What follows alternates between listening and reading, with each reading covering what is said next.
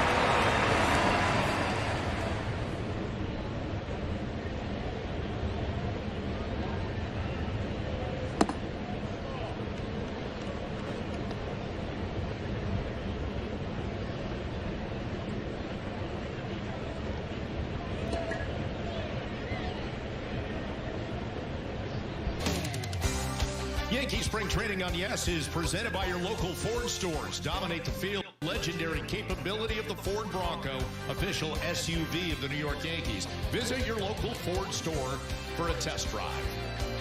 It's great to have you with us on a Sunday afternoon. Bob Lorenz, Jeff Nelson, and Jack Curry with you. The Yankees come in at 10 and 9.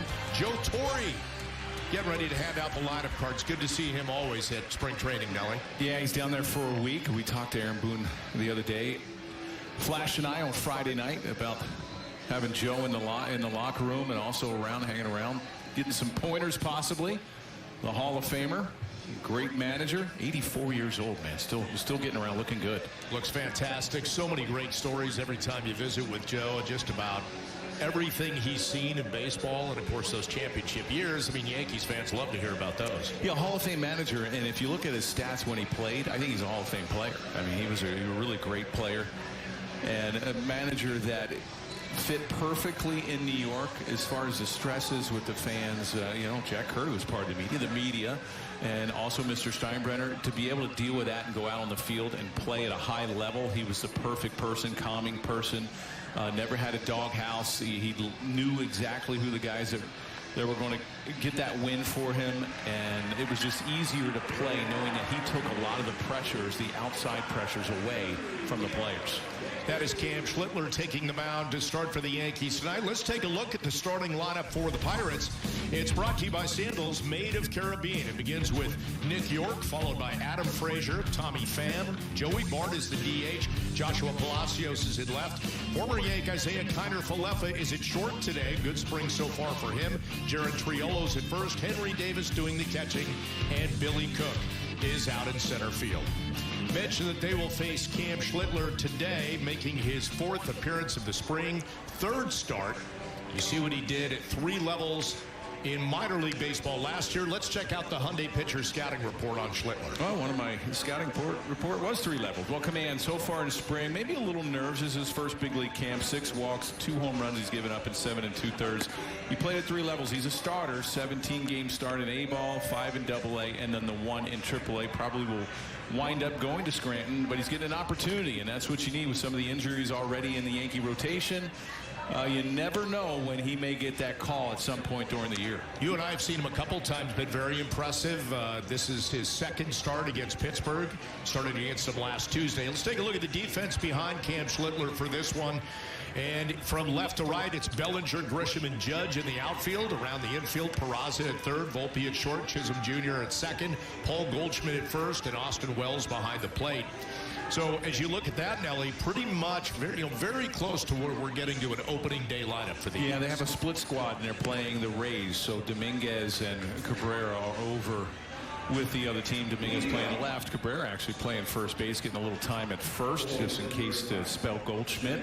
We haven't seen Bellinger at first yet this spring. I wonder if that's going to happen at all with these 11 days left to go before opening day. Well, with Dominguez taking on the Rays elsewhere, it's Bellinger in left today, with Grisham starting out in center field. And the DH duties will be held up by Dom Smith this afternoon for the Yanks. But here we go.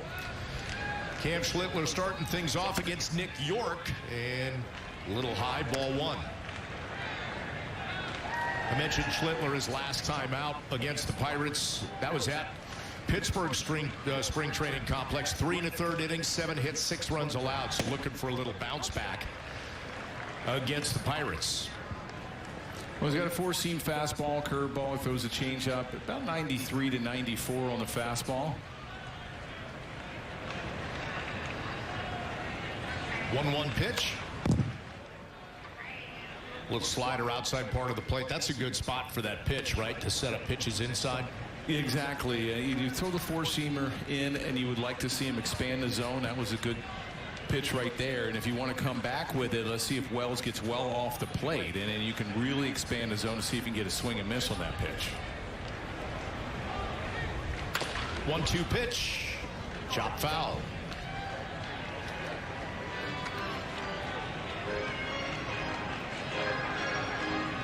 Yankees, again, we'll talk about this, but just closer to an opening day lineup. And what we're seeing now with 11 days before opening day, just the starters going deeper into games, getting now maybe the 4 at-bats before they're out of the game. And some of them need it. You know, you look at Aaron Judge, about, I think, 20 plate appearances, and he had 4 walks. He's not really swung the bat well. He's really flying open. And you'd like to see him try to lock it in here these next 11 days. 2-2 pitch to York. Misses away, 3-2. And I know he came out earlier and said he wasn't really prepared for the start of the season last year. He really struggled in the month of April, probably one of his worst Aprils, if not his worst April of his career. He wanted to get about 55 to 65 ABs, and I know you can do it in the backfields. You can maybe go over to the minor league camps, but game action is where it is. You know, that's where you get your rhythm. You can hit off a machine. You can go through the motions on the backfields, like I mentioned. But when you're getting in these games, that's when you can lock it in. That's when you start feeling the swing, where the guys are trying to pitch you, and that's where I would like to see a little bit more. 8th pitch of the at-bat coming up. Schlittler trying to close him out, and York hanging in there, fouls that one away. So players are still trying to fine-tune some things, Nelly, but you're about a week and a half from starting the regular season. Are you starting to feel the finish line a little bit here, see it? For a reliever, yes, because it's all about the starting pitching, and usually that's building their pitch count up. You know, nowadays they're leaving camp about 80 pitches. It used to be 100, 110. Relievers always seem like it was a week too long. You know, everything's about the starters, everything's about the hitters as far as when they come into camp, get their rhythm at the plate. Chopper right side. Goldschmidt will take it himself. 1 away. Let's take a look at our keys to the game, brought to you by your local Kia dealer. You know, the running game, you're probably not going to run early in spring, but you're getting down to the last 11 days. You have Jazz and Volpe hitting right behind each other. You wonder if they're going to start trying to get that together. They have a really good defense. You just showed the defense probably a lot better, I think a lot better than last year with Bellinger and Goldschmidt out there. And grind ABs. We talked, okay, maybe 3, 4. Maybe you start going to see guys 4, but some of the guys are struggling, like an Aaron Judge. You really like to see them start putting it together here and get ready. About a week to 10 days, you really start to get into that rhythm. You always want to have some positive thoughts, some positive outlook on going into opening day. You don't want to struggle the whole spring, and all of a sudden you're trying to find it on March 27th. How about Jeff Nelson? Are you game ready? Are you opening day ready right now after calling all these spring games? Yeah, I'm absolutely ready. Yes, it's already 2 weeks too long. 1-1 pitch coming up to Adam Frazier.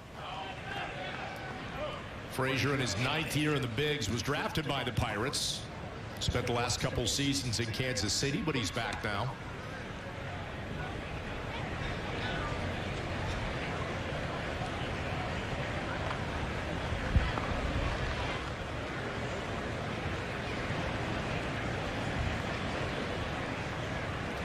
One pitch on the way.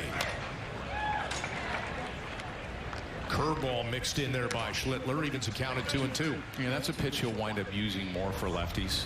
The slider for righties, the curveball to lefties, the changeup and the two-seamer down and away.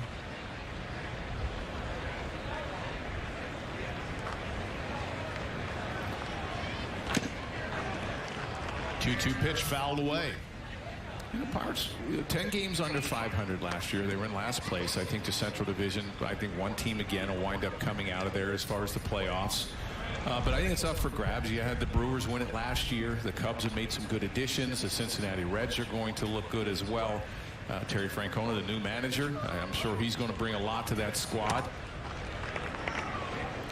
Additions of Tommy Pham, and you have Brian Reynolds and Frazier. O'Neal Cruz going from shortstop out to center field. That's going to be a full-time position for him. Key Brian Hayes, a healthy Hayes at third. He did some things in the offseason to change his swing with his dad. And a swing and a miss. Strikeout number 1 for Cam Schlittler. 2 away here in the top of the first. A really good fastball down and away. And this is what you want to see, the command. Good four-seamer down.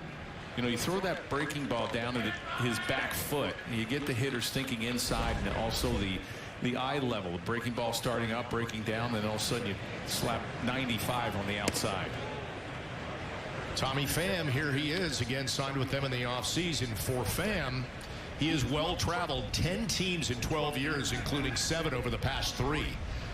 So he tends to sign those one-year deals, and then Nelly becomes a very attractive piece for a team to add at the trade deadline. So that's happened to him the past several seasons. And it's a shame he just can't stay with a contender instead of taking just some luggage with him. Get some rentals and maybe a month-to-month lease, because July come, he's going somewhere else. 1-1 pitch, chopped to short. Volpe backing up to field it. On to first, and that'll do it. A 1-2-3 inning for Cam Schlittler on the Yanks. Austin Wells going to lead things off bottom of the first. Stick around for that. So the Yankees take the field. When choosing the right gear to cut, trim, or mow your yard, Ace has all the power you need to get the job done right. Because gas or battery, your local Ace is the destination with the best power brands all under one roof, like Steel, Ego, Milwaukee, and Toro. And with free assembly and delivery or ready for pickup in 15 minutes. Conquering your outdoor projects has never been easier. Around the block, what you need in stock, with service so good it's guaranteed. Ace is the place with the helpful hardware, folks. So without further ado, snap on your time goggles and prepare to zoom 1,000 years into the future.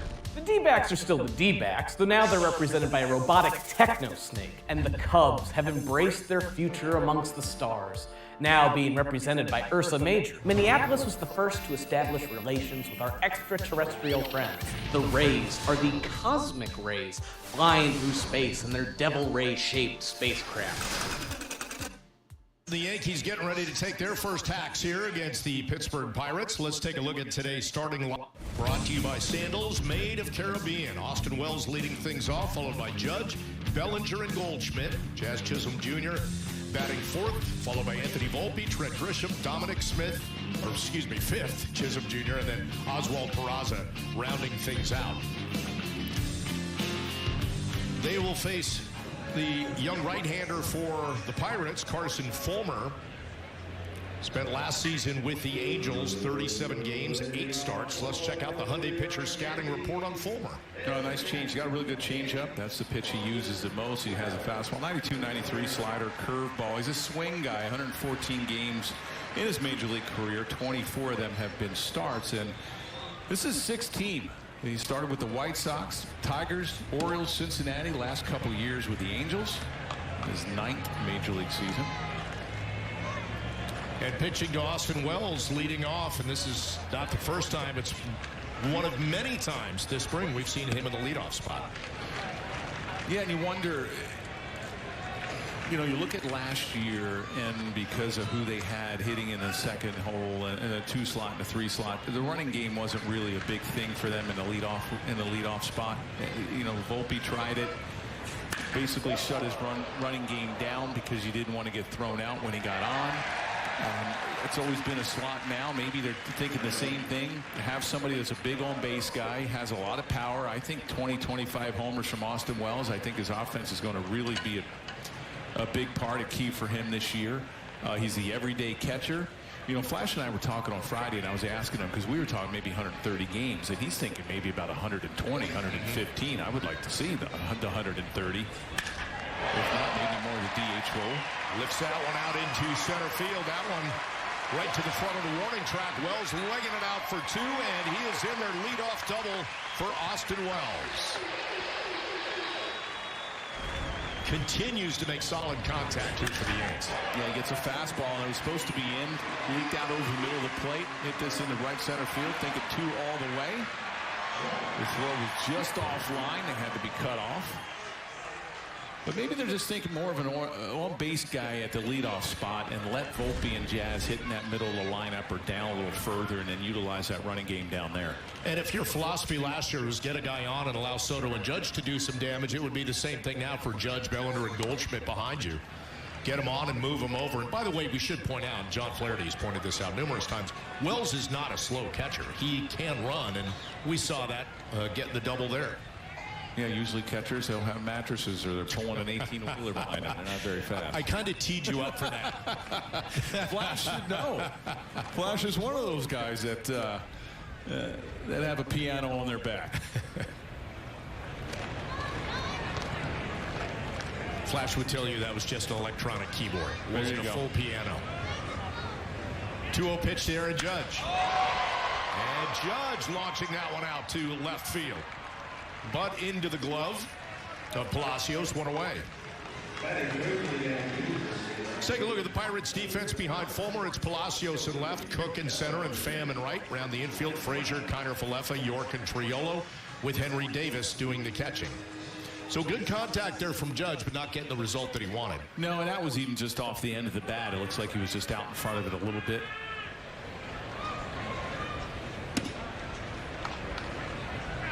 And now that Bellinger's over here, you have Goldschmidt behind him.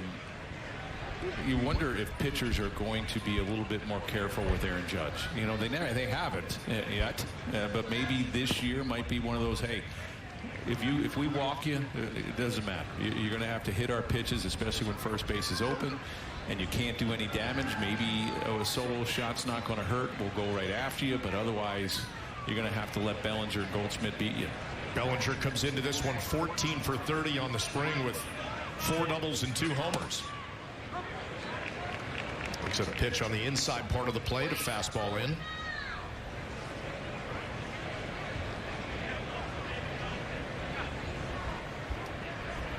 Wells at second with a leadoff double. Timeout for Bellinger.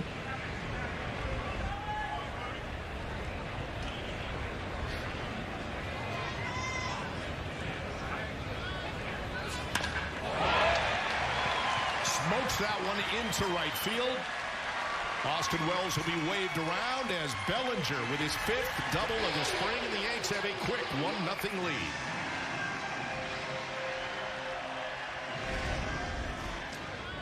Cody Bellinger has not missed the inside fastball. Anything that's been in, he has been turning on. That fastball from a former was supposed to be away. He just dropped the head, hits it right down the right field line. This is an outstanding AB, and this is what he's been doing all spring. You're trying to get inside, you better get way in because he's beating you in there. Knocks in Austin Wells, couple doubles in the first. 1-0 Yankees as Paul Goldschmidt steps in.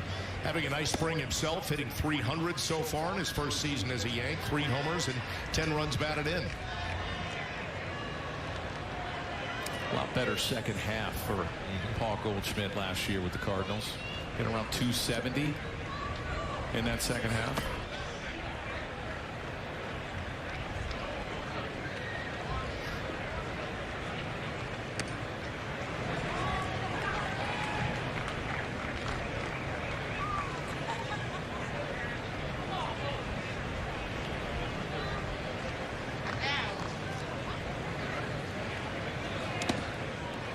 Pitch, Fulmer misses, 3-0.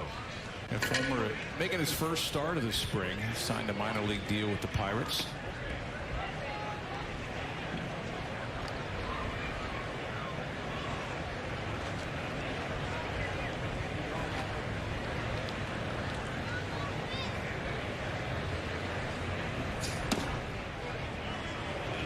Pitch just misses, so a 4-pitch walk. First and second for the Yanks, one away as Jazz Chisholm Jr. comes up.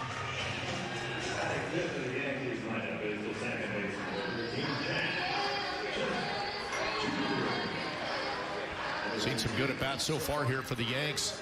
Small sample size, but 4 batters in. They're up 1-0. Fulmer's thrown 15 pitches to get 1 out.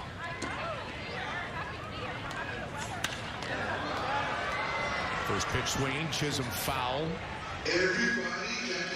And having Jazz, I mean, I like Jazz as a leadoff guy. He's got speed.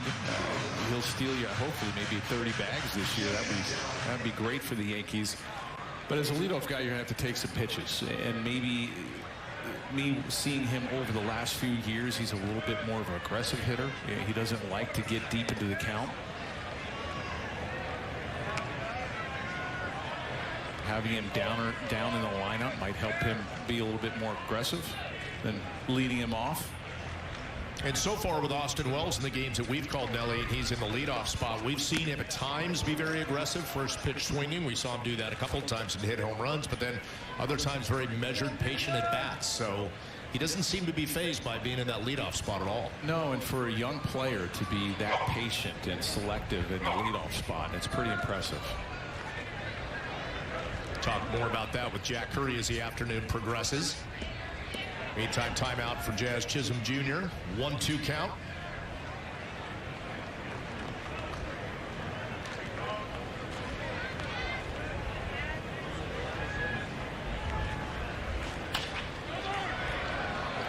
Chopper right side. Only play is at first. It advances the runners 2 away.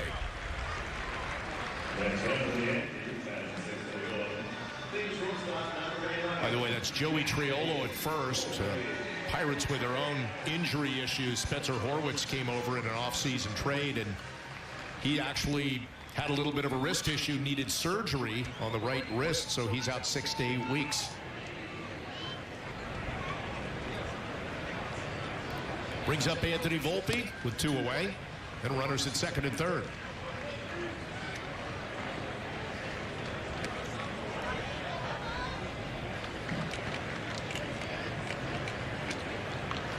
The numbers from last year, 243, 12 homers. You'd love to see that go up.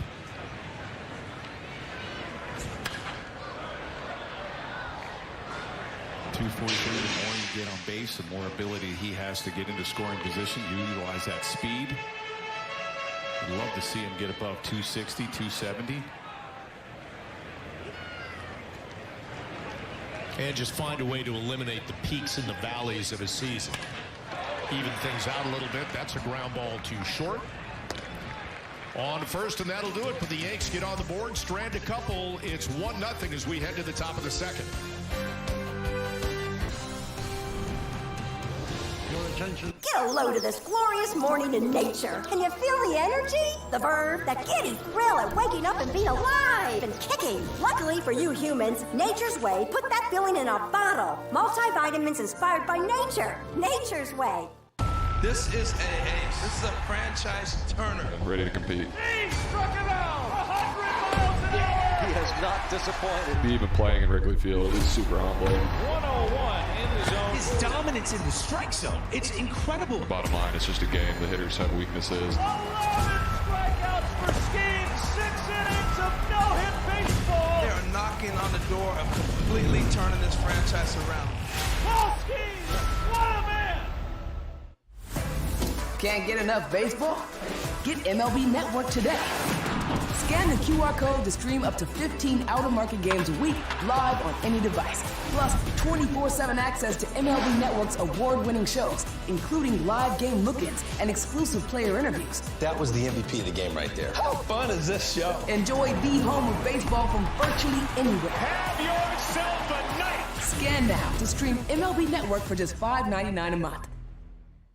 Marcus Lynn Betts, best player on the planet. I love watching Mookie play. On the Hall of Fame highway. It's a blessing to have those expectations. Goodness, and that one is gonna go! Mookie Betts for the monster! Got some more unfinished business to take care of.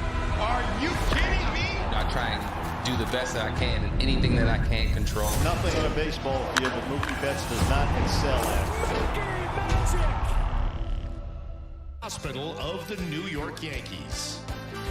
Top of the second at Steinbrenner Field. The Yanks have a 1-0 lead as Cam Schlittler gets ready for his second inning of work, facing the 4, 5, 6 hitters for the Pirates, starting with Joey Bart. 1-0 on the Ford scoreboard. Bart has had a nice spring, a .375 hitter.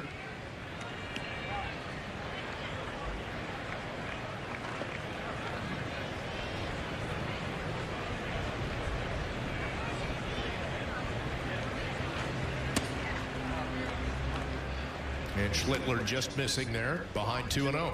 Yeah, the Giants had high hopes for Joey Bart. He just could never, really good catcher, just could never put it together offensively.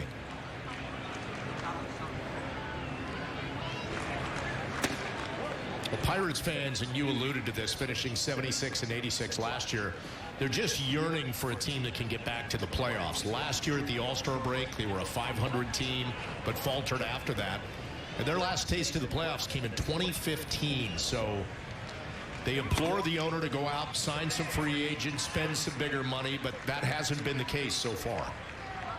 Well, the starting rotation, their top three in Skeens, you have Keller and also Jared Jones. Jared Jones is a really good pitcher at the number 3 slot. The bullpen, yeah, Bednar is your closer. It's not bad bullpen. They brought in some lefties, a couple lefties that maybe will pitch today for them that were former Yankees. Offensively, they've gotten a little bit better, but it's been health. You're going to get a full year of Skeens. He had, I think, 21, 23 starts last year as a Rookie of the Year. Jared Jones was banged up a little bit last year. Another guy's terrific arm.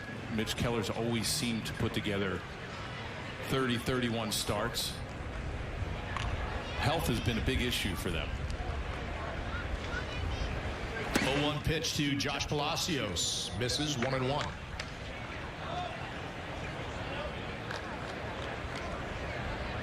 Skeens, by the way, yesterday getting note that he would be the opening day starting pitcher.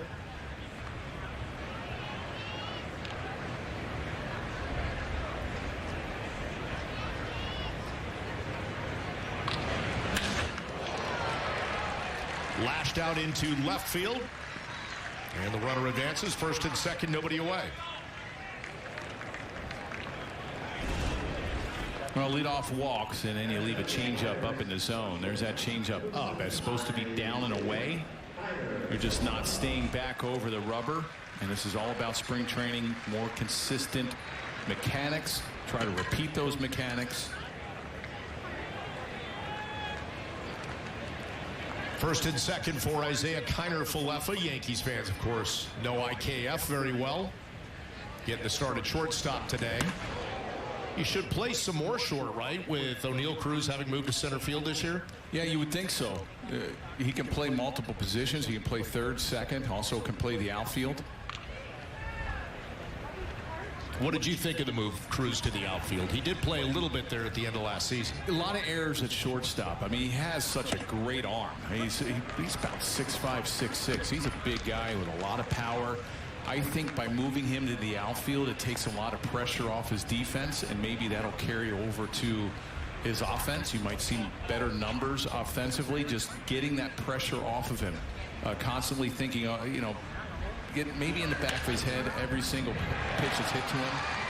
Base hit to left. Bellinger busy over the last couple batters. Runners advance, bases loaded, nobody away here in the top of the second. I thought it was a good move by the Pirates.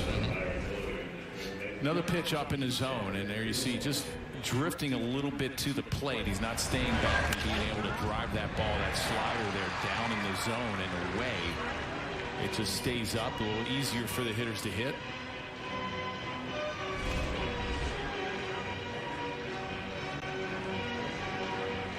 Austin Wells hit the pause button here in the inning to have a conversation with Schlittler, who, as we mentioned last time out, it was against the Pirates and gave up 7 hits and 6 runs over 3 1/3. So trying to limit the damage here with Jared Triolo coming up.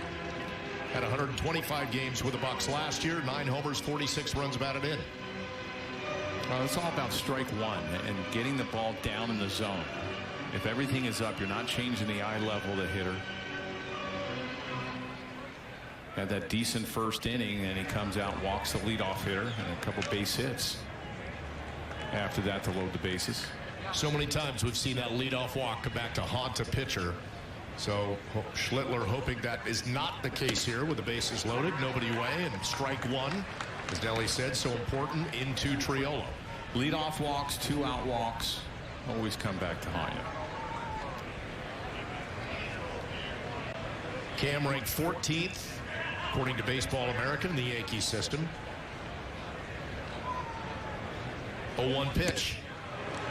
Good slider, cutter in for a strike. 0-2. Yeah, a lot better staying back over the rubber. When he's nice and smooth, there you see, breaks his hands where he should, drives that slider down and away.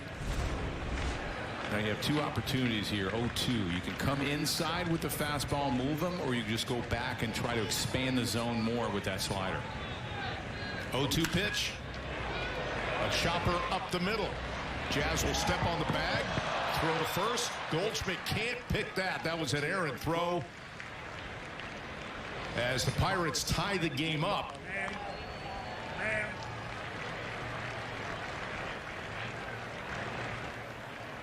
Now, because of the throw into the stands, the second runner coming in, so it'll be 2-1 Pirates. Well, you see where Jazz is playing, and this is the only shot. He's got to try to get the bag on his own, and he just barely beats the runner, IKF.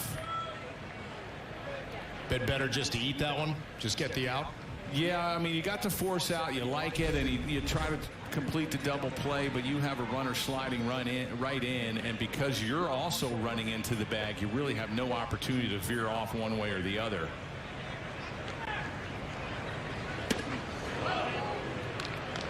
So 1 away with the out at second base, but that runner advanced. 2 runs come in. It's 2-1 Pirates with 1 away.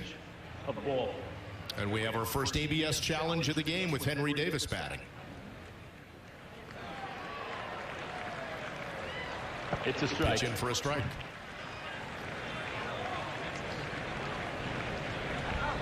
I wonder how the umpires like the ABS system. My guess is if you did a poll, that most would not, probably.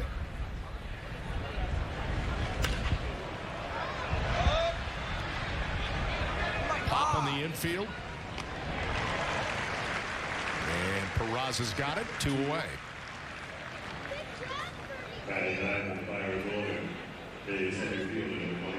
By the way, that should show you how much the wind is blowing down in Tampa today.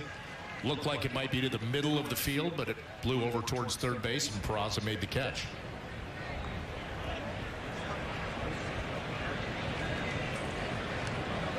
Ninth batter of the afternoon for the Pirates, Billy Cook, playing center field today.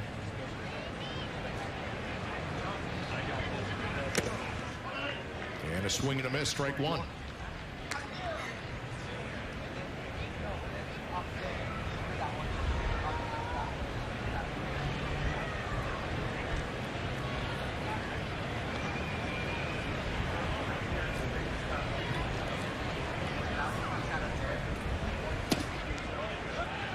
Schlittler ahead 0-2.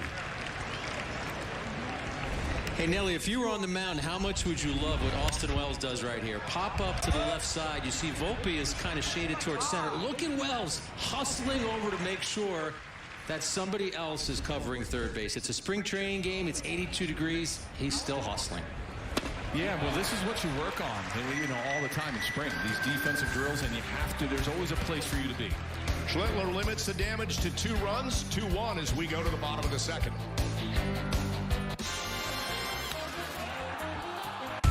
Corey Seager, all eyes on him.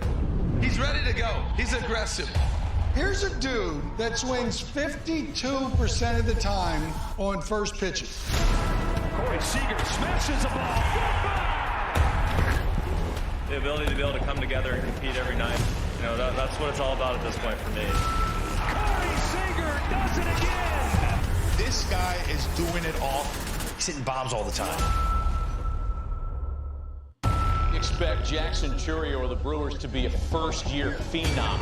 I mean, the tool set is just incredible. You just run out of adjectives to describe the kid. First big league homer for Jackson Churio. He's having so much fun. That team is having so much fun. So much to like about this kid right here. The loft, the juice, everything's there. He hits well beyond his age. He's figured it out. Baseball. Jackson Churio.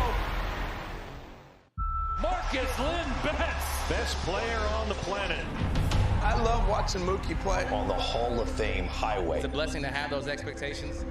Goodness. And that one is going to go. Mookie Betts for the monster. Got some more unfinished business to take care of.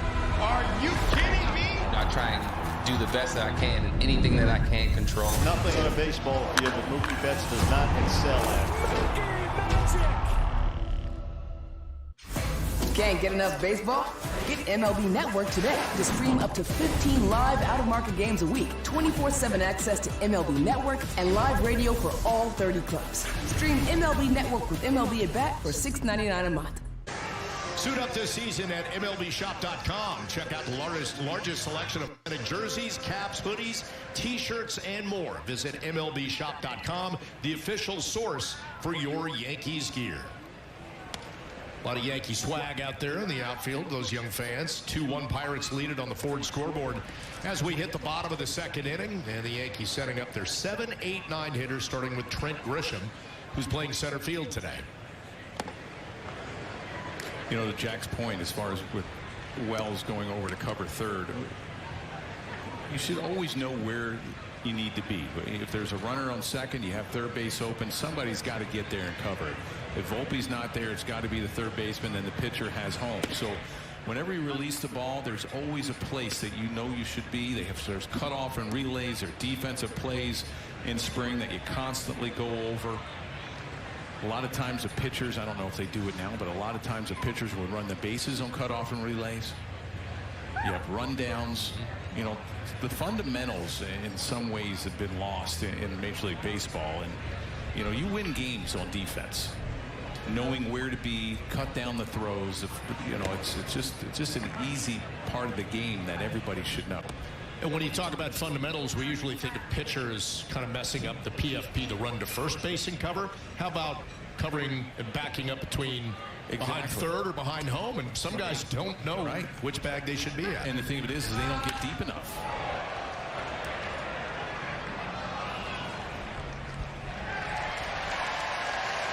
That is a home run from Trent Grisham. It didn't look like anybody knew it. That thing just stayed fair down the right field line. Even he's getting a kick out of that as he passes IKF and ties the game. Trent Grisham with a laser beam home run to right. We're tied at 2. Well, it's good to see him having a good spring offensively. It's another pitch inside, and Fulmer has not been able to get the pitch, that fastball, where he wants it. It's supposed to be away. You see how much this gets on the plate. This is just a line drive that just gets on the other side of that fair pole. Grisham had to will it fair as he ran down the jog down the first baseline. So all tied at 2 now after the leadoff Grisham home run. And Dominic Smith is up to DH. Couple of homers, 11 runs batted in so far this spring. It's been impressive for him. When you get pitchers backing up bases, whenever there's a fly ball in the outfield, you always have to know. This is just a line shot. He's thinking, is this going to stay fair? Yep, that's fair.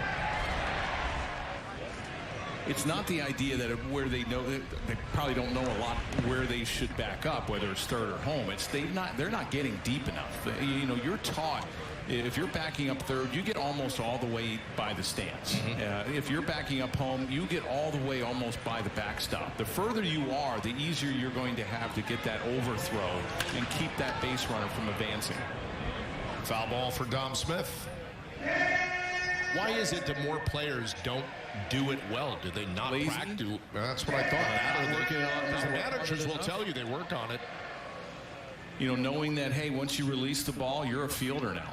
You better know where you're supposed to go, whether it's breaking over to cover first, getting over on a double play, backing up a base, covering a base, and knowing where you're supposed to be on a rundown. Dom Smith knocks one out to right field. For a base hit, big turn at first for Smith. Another hit. Another part of his very productive spring.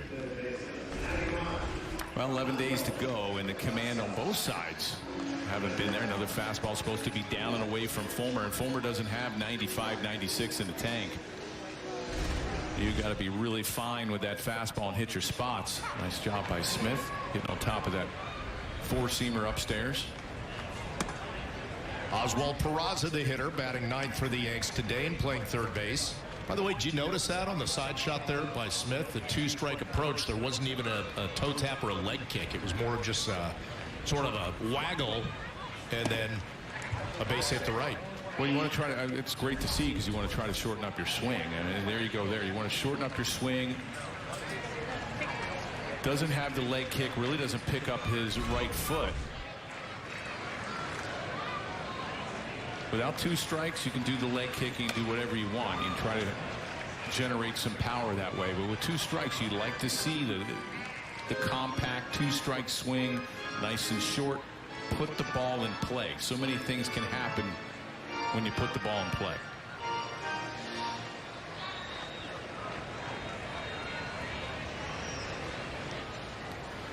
Two-one pitch to Peraza. Chopper third base, on to second for one, but not nearly in time to get Peraza. So they get the out at second, one away.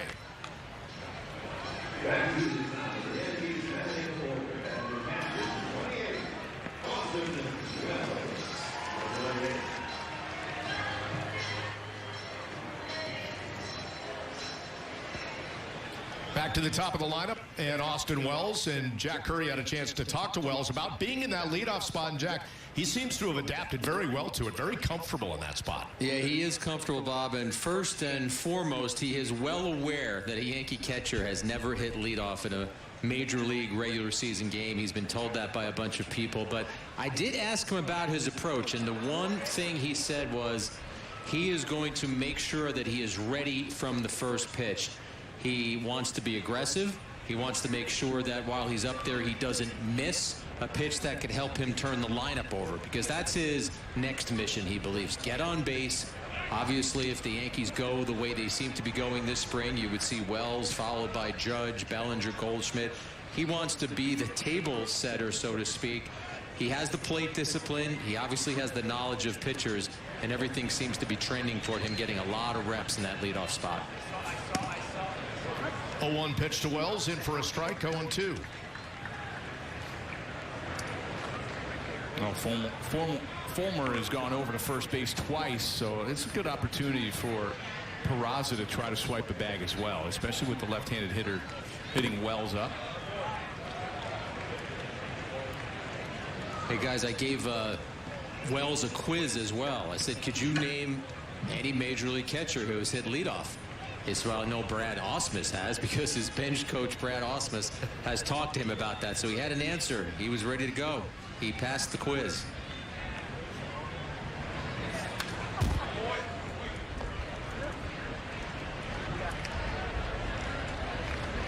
Jack, a couple times in games Nelly and I have called, Wells has been aggressive in some of his at-bats, a couple of his leadoff at-bats, almost like he's hunting first pitch fastball. Does that kind of lend itself to him maybe have studied the scouting report on the pitcher and knowing whoever's on the mound is probably going to try and jump him with a fastball and get ahead early? I think it could be that, Bob, but I'm going to repeat something I've heard Nelly say this spring training. I think everybody in spring training is trying to get that first pitch fastball. You're trying to get your rhythm down. You're trying to get your swing to where you want it to be.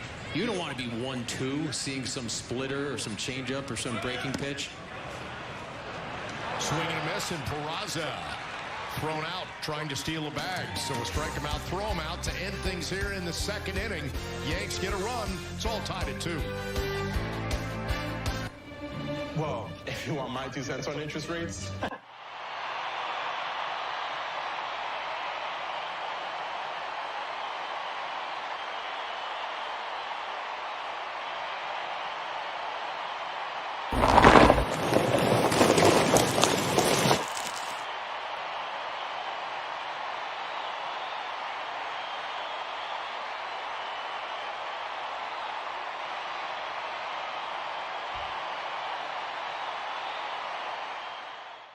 Superstar center fielder Julio Rodriguez. I think he's one of the faces of the game. This kid is special beyond words. Julio Rodriguez, listen, at the end of the day, this guy's a superstar.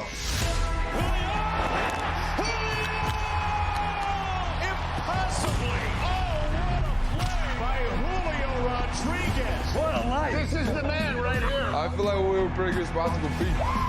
Another historic chapter. Expect Jackson Churio of the Brewers to be a first-year phenom. I mean, the tool set is just incredible. You just run out of adjectives to describe the kid. First big league homer for Jackson Churio. He's having so much fun. That team is having so much fun. So much to like about this kid right here. The loft, the juice, everything's there. He hits well beyond his age. He's figured it out. Baseball! Jackson Churio. Can't get enough baseball? Get MLB Network today to stream up to 15 live out-of-market games a week, 24/7 access to MLB Network, and live radio for all 30 clubs. Stream MLB Network with MLB at Bat for $6.99 a month. Streaming on the Gotham Sports app. Top of the third, Tampa and the Yankees and Pirates all tied at 2.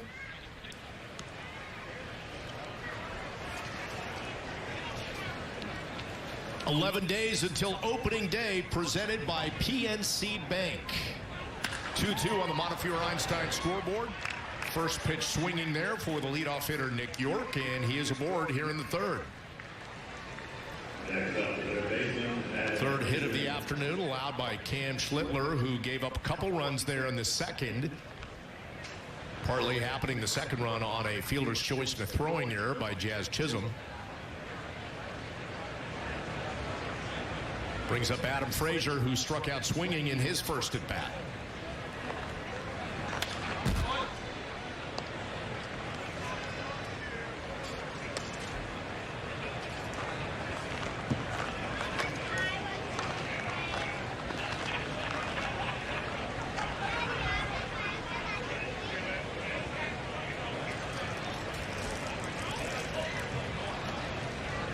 Oh, 1 pitch.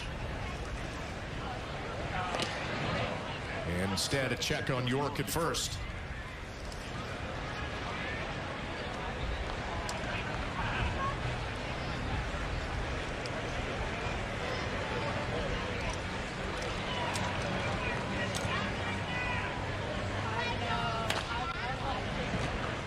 Chopper foul again, 0-2. Nice job keeping the ball inside on Frazier's hands. Yeah, that was a cutter. Now you're made aware of that pitch inside. Yeah, let's see if he goes fastball away, four-seam fastball away. York, a little bluff, secondary lead, and with that pass ball, he'll advance to second. Well, they called that a changeup, and he just spiked that. I mean, he didn't throw it. He tried to aim it, and A lot of times when your command is off, you'll start aiming the ball and not letting it go. And that's a perfect example. That circle change, you're just spiking it dead in the ground because it's like throwing darts. You just got to let it go. Wild pitch moves York to second as Frazier fouls that one away.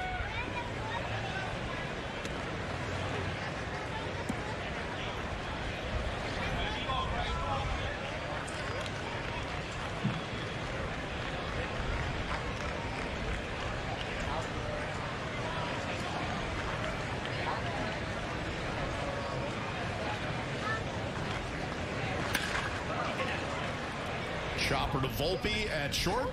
Only play is on to first. Speedy Frazier just a step or two away from getting on there, and instead it's one away, 6-3, and the runner advancing to third. Well, nice job by York right there, reading it. Even though the ball was right in front of him, it hit to the shortstop. It wasn't hit that hard. He felt that he could make it to third. Usually you don't go when the ball's in front of you.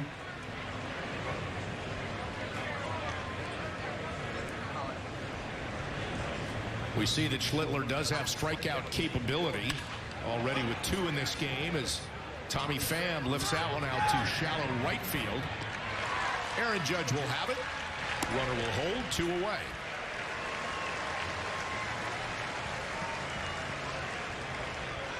Those are the kind of at-bats that Cam needs. Good quick outs. Get him a little deeper into this game. He's at 44 pitches here in the top of the third. Oh, first pitch cutter. Nice job right there. Get ahead. You know, Pham with runners in scoring position, he's going to be aggressive. Joey Bart walked and scored in the second. York's at third, 2 away. First pitch up high, 1-0.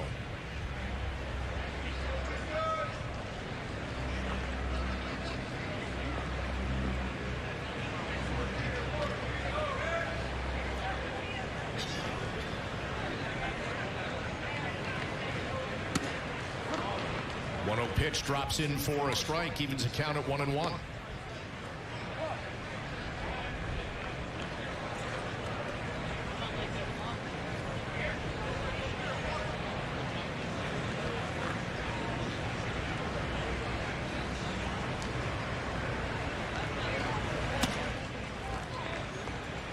Schlittler misses high with a fastball again.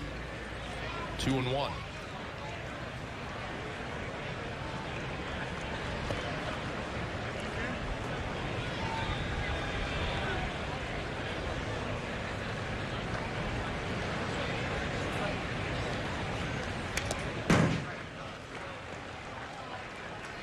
Nice job, Lise, you mentioned with that slider away to right-handers. It's gotten him at least even or ahead in some counts today. Yeah, and he's been up with the fastball, so that means he's drifting out. He's getting a little too quick with his mechanics over the rubber, and throwing that slider or a cutter, he gets too quick as well, but that slider or the curveball helps you stay back.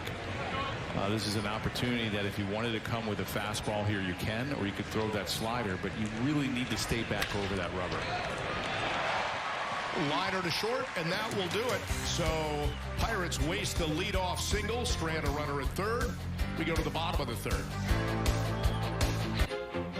Touches of black. Well, we certainly served it up over the plate. This is a burger fit for a home run king, the 99 burger in honor of Aaron Judge. They sell a bazillion of these at Yankee Stadium. It looks pretty good. I feel like we passed the test. What about you? I think so. All rise. Here comes the Judge. Judge is in a league of his own. Aaron Judge is a special talent, man. I look at him like the best hitter in this generation. And that one is gone! See ya! You come up here and you want to make a great impression. Hit every single at-bat, really help the team. Amazing performance by Judge. He is everything that is good about the game of baseball. Corey Seager, all eyes on him. He's ready to go. He's aggressive. Here's a dude that swings 52% of the time on first pitches. Corey Seager smashes the ball. The ability to be able to come together and compete every night. You know, that's what it's all about at this point for me. Corey Seager does it again. This guy is doing it all. He's hitting bombs all the time. The 2025 season is here. Catch a special morning edition of MLB Tonight for all the highlights and analysis as the Cubs and Dodgers kick off the regular season from Tokyo, Japan. Tuesday at 9 a.m. Eastern, only on MLB Network.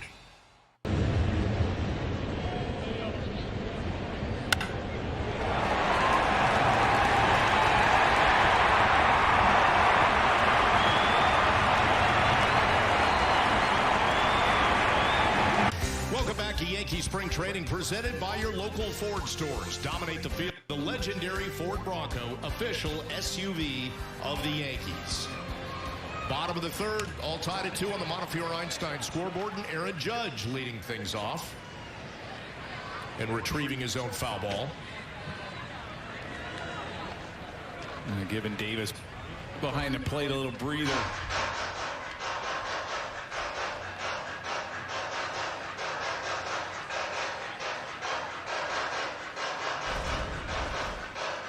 See where this ball got him. Might have got him in the toe. No, somewhere else. Not in the toe. Nope.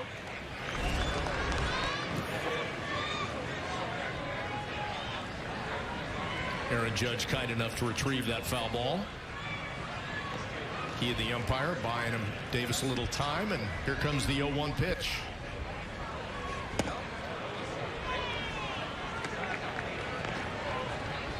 What are you seeing from Judge's swing so far? His first at bat resulted in a line out to left field. Yeah, he's having a hard time covering the outside part of the plate. He's a middle in swing right now. A lot of sliders. I've seen him swing over, change ups down. He might be able to handle the fastball up away. But he really opens up that front hip, and that's going to not allow you to be able to cover the outside part of the plate. Now there's a good take on a slider away.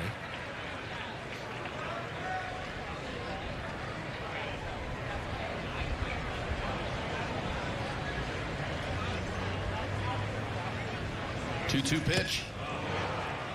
And instead ties him up inside with a changeup. Strikeout, 1 away.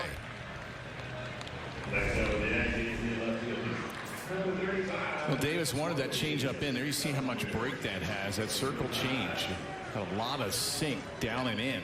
You see Judge out in front of it.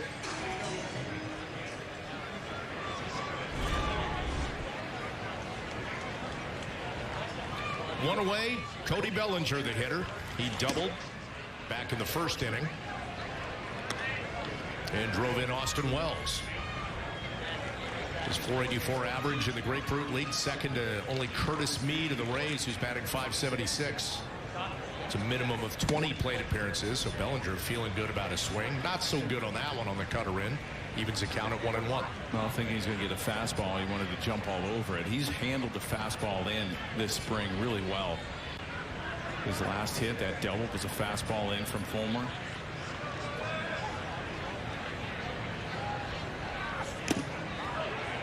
Got the fastball there, swung through it, 1-2. Well, with his swing, you watch how he dips. You're going to be able to get him up a little bit more. He's a down hitter.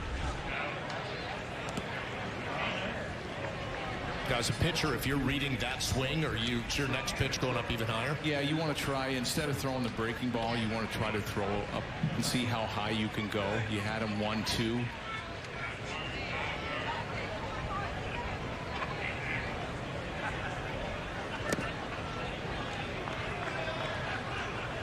I mean, from thighs down, he's a really good hitter. He can handle the ball down. Anything up is where he's going to have to either learn how to lay off or try to cheat and get on top of it.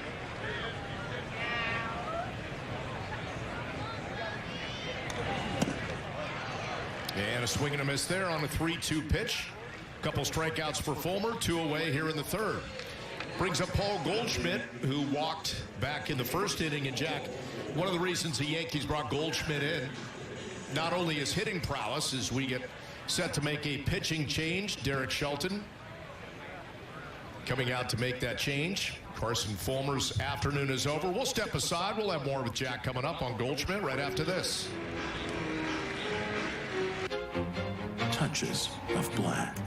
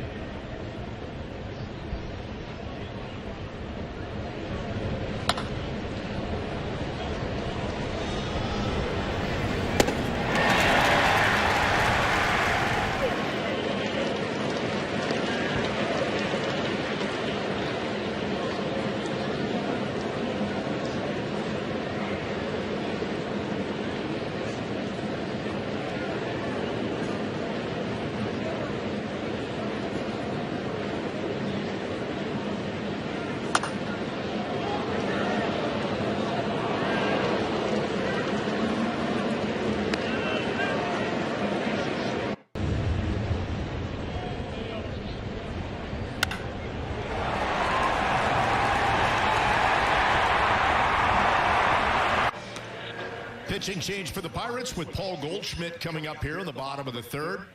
Jack Curry had a chance to talk to Paul Goldschmidt, who's third in homers among active players. And Jack, what did he say about his overall game and where he's at right now? Right, Bob, you think about Goldschmidt and you think the calling card is offense, and it is. You're showing that right there. Career OPS of almost 900.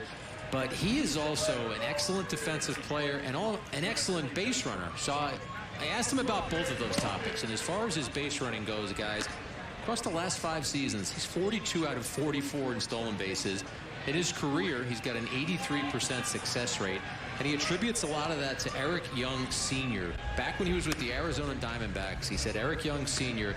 sat him down, showed him some of the tendencies of different pitchers, had him study video, and said, you have to be an all-around player. This is part of what is going to make you a better player. And Goldschmidt has followed that credo ever since then. He said he has passed it on to younger players, reminding them that base running is a big part of your game. And on the defensive side, guys, he thinks that being a middle infielder as a youth coming up, he didn't play first base, he played in the middle of the infield. He thinks that has helped him at first base, but similarly, when he was at high A for the Diamondbacks, he said he really locked in as a defensive player because his offense was ahead of his defense. A year later, he was in the major leagues. Never played at AAA. He was at high A, did some time at AA, and then the Diamondbacks brought him up. 2-2 pitch coming up to Goldschmidt from Tim Mesa, the former Yankee, who's in, and Goldschmidt fouls that away. What a great mentality. You know you can hit, you know you can pick it at first and play defense, Nelly, but if you have the speed and you're a first baseman, why wouldn't you want to utilize it? And pitchers aren't going to pay attention to him too much over there anyway, so if you can sneak a couple stolen bases, get into scoring position, once he gets on, he'd be a guy I probably wouldn't pay too much attention to over there. I think he can take advantage of that. Defensively, you're coming over to a new team. Everybody's release point in the infield all around baseball is different. He's got to learn that from the Yankees, whether it's Volpe at short, you have Jazz over there, you have either Peraza or Cabrera. Their throws are going to come over a little differently. He's a great first baseman, and I like him because as a pitcher, a first baseman should try to eliminate any time that they have to go over to cover. If that first baseman can go and get that bag and eliminate the pitcher from that play, you got to do it. And that's one thing that he does really well. Second good at bat of the afternoon, too. Goldschmidt's been aboard twice on walks. You're 2 away. Here's Jazz Chisholm Jr. Grounded out to first in his first at bat.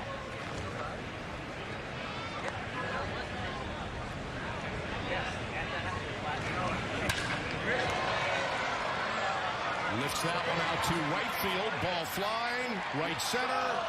Right in front of the wall. And Cook has it, and that will do it. So a threat there by Jazz. Yanks come up empty. Let's go to the fourth. And the New York Yankees take the field. If you're a baseball player and you want to watch just sheer joy in the way to play the baseball game, Jose Ramirez, look no further. Every time he's locked and makes contact, it's a homer. Jose Ramirez! Wow! When you are a star player, it is not just home runs, it's all the things you do. That's the beauty of the sport. Jose Ramirez putting on the wrist. Oh, that was outstanding. What better for the game of baseball? Superstar center fielder Julio Rodriguez. I think he's one of the faces of the game. This kid is special beyond words. Julio Rodriguez, listen, at the end of the day, this guy's a superstar. Impossibly! Oh, what a play by Julio Rodriguez! What a life! This is the man right here. I feel like we were pretty responsible people. Another historic chapter! Shohei Ohtani has changed the way we view what a baseball player can be. Ohtani meeting the moment! The most gifted baseball player we've ever seen. Absolute rocket! He's a unicorn. Number 40 for Shohei. 40-40! Walk-off grand slam! No way! Shohei Ohtani, who is the greatest living player right now, just hit a 2-run bomb. Live. Monday hot stove. There were some baseball transactions over the weekend. We are coming to you live from the winter meetings. The news we've been waiting for is here. Seismic news this afternoon. There's a bunch of trades going on. Wherever you go, stream MLB Network's off-season coverage on any device. 2-2 on the Tri-State Cadillac scoreboard as we head to the top of the fourth inning. And as we welcome in Yankees manager Aaron Boone. And Aaron wanted to just take it back to the last half inning. Saw good at-bats by Bellinger and Goldschmidt, and had a conversation with Jack Curry about, how Goldschmidt has really fit in every facet of the game. How would you say these new guys have fit in? I mean, obviously Bellinger's tearing the cover off the ball. Yeah, great. And that's one of the things that's really important about spring training is that, that bond that you want to start building as a club. Ultimately you're trying to be a close-knit team and lean on each other, trust each other, and that starts to build in spring training. And just because you had it in a prior year doesn't make it a given this year. And so those are important things that start to develop how you communicate within a game with one another, that are important things that can help you perform a little bit better. How you're sharing information, about an opposing pitcher, things you're passing on. And, those guys we think are going to be tremendous fits, already are in our room, but we think they will be, as well as what they bring between the lines, hopefully, elevate the conversation and just what they bring behind the scenes with their moxie and their game within the game. Now, you guys will head to the East Coast the last couple games of spring training. When do you guys decide to get close to a final roster where you mentioned everybody starts getting a little bit closer and you start feeling more a team? Yeah. I mean, it's rapidly upon us, it sneaks up, it feels like you get down here for spring training and wow, all of a sudden games are starting, and then now we're starting to think about opening day. So we'll meet a lot early next week. Well, I guess it's Sunday. Probably have an original roster meeting with a lot of voices and a lot of people that can weigh in and talk about different guys, and that'll be kind of the start of us formulating the roster and those final decisions that will unfold over that final week. Nelly mentioned earlier, Aaron, it's a split squad today. You've got some guys away. Do you monitor that at all during this game, or do you just kind of get all the information of that game afterwards? Yeah, a little both. Like Nuggets will pop in down here, so I knew we were down, early on, and so I don't go chasing it unless there's something specific that I want to hear about. Otherwise, I'll more get kind of debriefed and you see what happened more post game. Bob Booney asked me, does spring get long? I said, well, relievers, it gets long. It's almost, we're ready to go way ahead of everybody else. Is it long for you? Does it get long for a manager and a coaching staff? It doesn't for me, because I don't care how swimmingly or not that things seem to be going. You always feel like there's more to do and there's more you can build. And, we've had a couple of, injuries hit us, and you want to make sure guys are getting built up properly. And, you want to, with the position players, I want to ramp them up if you can as best as possible, where you're, stacking days and kind of naturally building guys' legs where they're getting deeper in the games, back-to-back deeper in the game, so that, they're ready to go for the gauntlet that is the regular season. 1, 2, 3, top of the fourth for the Yankees. Thanks, Aaron, as always, for the time. Appreciate it. Yeah, thanks, guys.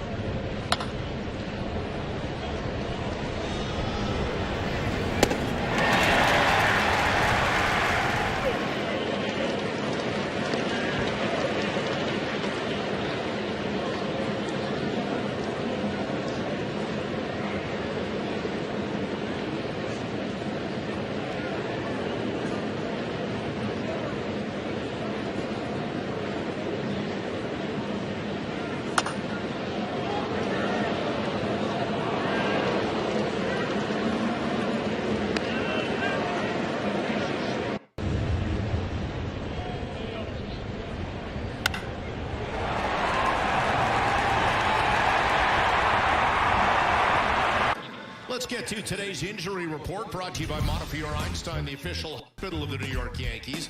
Reliever Mark Leiter Jr. dealing with some back discomfort right now. Hasn't pitched in a game since March 6th. He threw on flat ground today. So trying to make some progress as the injury bug has bitten the Yankees. In this game, they're all tied at 2 against the Pirates. Bottom of the 4th, and Anthony Volpe leading off. 2-2 on the Tri-State Cadillac scoreboard.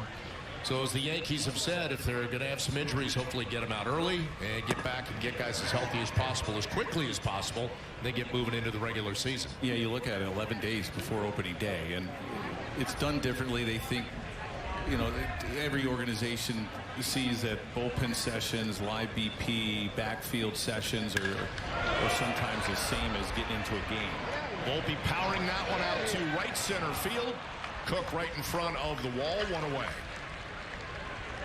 I mean, you'll look at pitchers' spring stats and how many games they've been in, and then at the end, it's really not a lot. You know, before it was all about pitching in these types of games, and you're working on your command, working on different pitches, how to set up hitters, and seeing if you could finish them off, get key strikeouts, get contact. Now that's done on the side and flat ground. I mean, you look at, you know, Devin Williams, even a Luke Weaver, not a whole lot of appearances, even Rodon. You look at his spring stats, he's got 5 innings, you know, so that's not a whole lot of innings, and you're talking maybe 1 start before opening day. Right.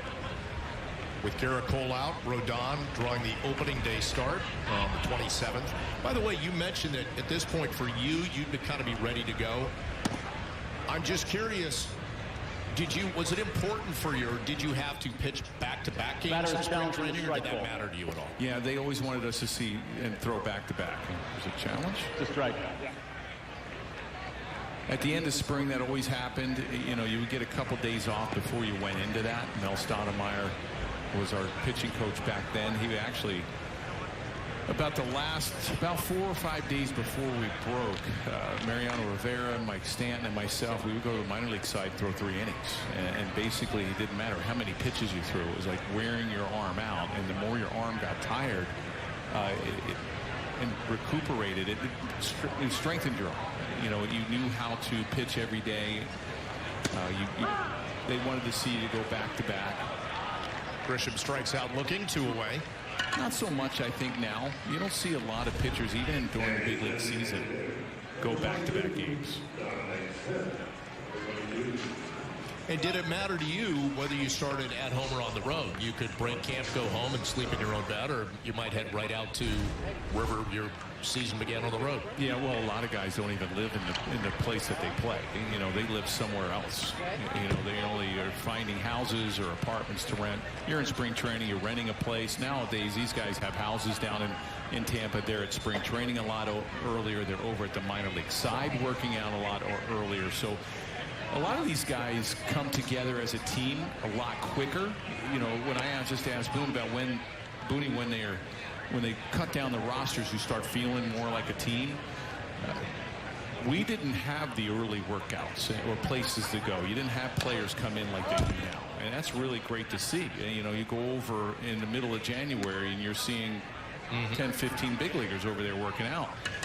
So you had pitchers, and you know, they would do their own thing in spring training. Position players, catchers. You were never really a group. I mean, you always were doing something different besides even playing. And if you weren't pitching, you stayed for 3 innings, 4 innings, whatever the coaches wanted you to do, and then you're off. You're going back and either going golfing or working out. So you're not a part of a team until at the end of spring. IKF a little bobble, but he gets Dom Smith, and a 1-2-3 bottom of the 4th for the Yankees. We are all tied at 2 heading to the 5th.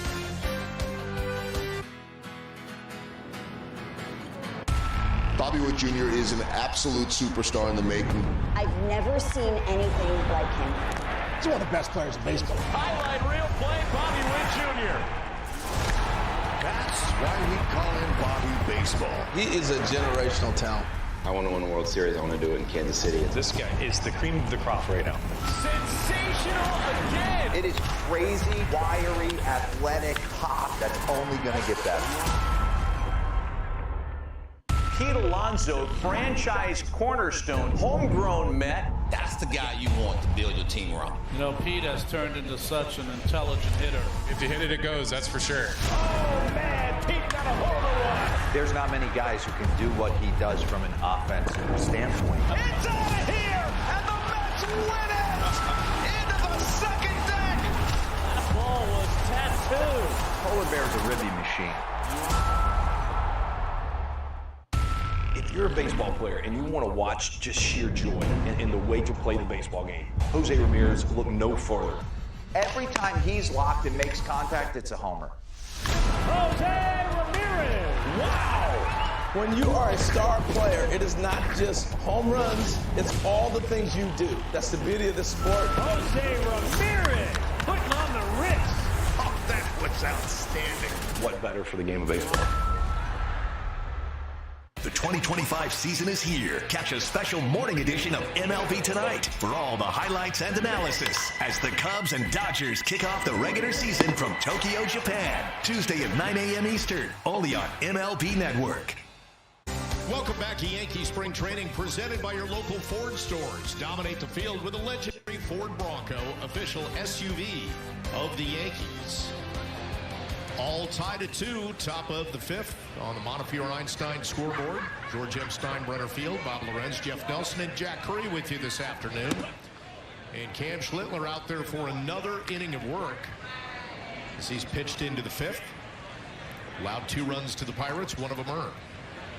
You getting pumped up for opening day? Oh, yeah. You always do, especially when it's at home, when we do the pregame and postgame from Yankee Stadium, which we will. It's always a great event. Hopefully the weather's good. You don't have to get all bundled up. Yes, throw some heaters underneath the desk.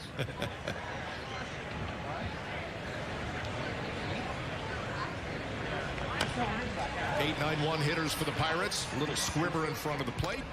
Austin Wells has it. 1 away. I can honestly say in all of the years of doing opening day, rain, sun, snow, sleet, whatever it was, I'm pretty sure we didn't have snow or sleet, but no heaters under the desk. No? No. Hour-long show, right, or longer? Usually hour to an hour and a half. Because part of it is not pregame, part of it is breaking away for all of the pageantry and the announcements, player announcements and introductions, that sort of thing. We will have opening day coverage starting at 1:30 on Yes and the Gotham Sports app.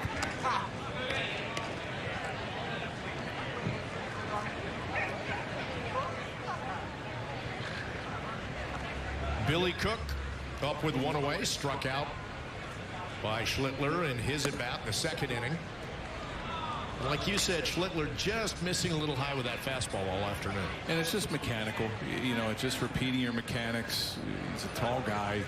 You know, this is all about spring training, carrying this over. It's nice to see him go into the 5th inning. 4-pitch walk with 1 away. 65 pitches for Schlittler today. I mean, these guys, if he doesn't break camp, he's going to be going back to either AAA or AA. He's going to slide right into that rotation, so it's important for him to build up that arm strength and get the pitch count up as well. You ever been to a Yankee game just as a fan, or you're opening day and I'm done? I don't even see Yes. Well, I do work so many games that it's rare to go, but yeah, it's been a while, but yes. And you ever do in the studio and then you're done. For 6 straight months. Thank goodness there's a shower.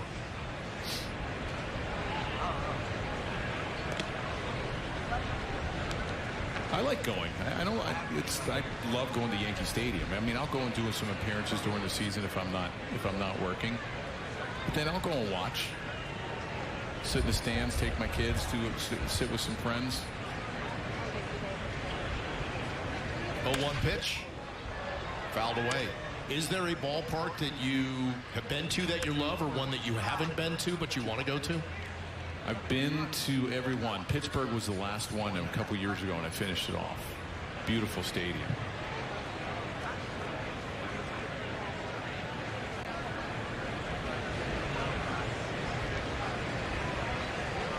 0-2 pitch.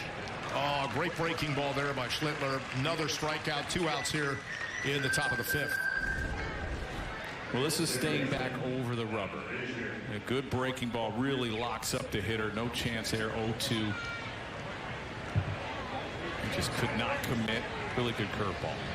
That's kind of a legit 12-6 curveball, right? It is. He does have that slider around too, your eyes, and if your hitter's not picking up that spin right away.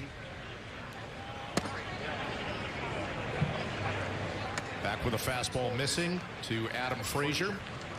Frazier is struck out swinging and grounded to short.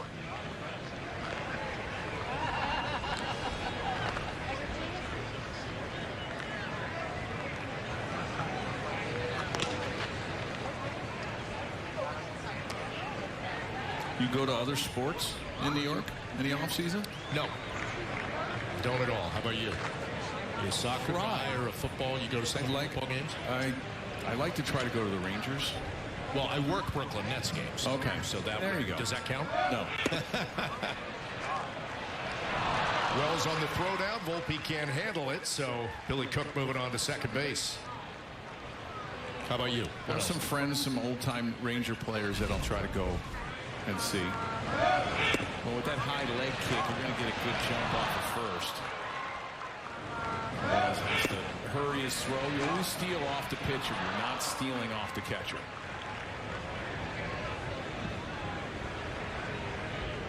The 18-inch bases. 2-0 pitch to Frazier. Down on the dirt, 3-0.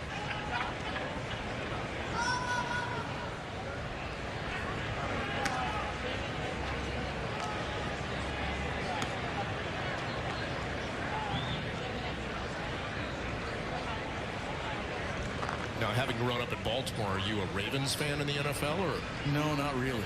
No, I wasn't a Redskin fan either. I'm not going to say who I'm a fan of. I'll just say I like the Giants and the Jets, both of them. I love NFL. Or Commanders. 2-out walk, 2 aboard. Schlittler at 72 pitches for the Yankees, and Aaron Boone making his way to the mound, so that will do it for Cam Schlittler here in the top of the 5th with 2 away as he makes his exit. Good afternoon for Cam.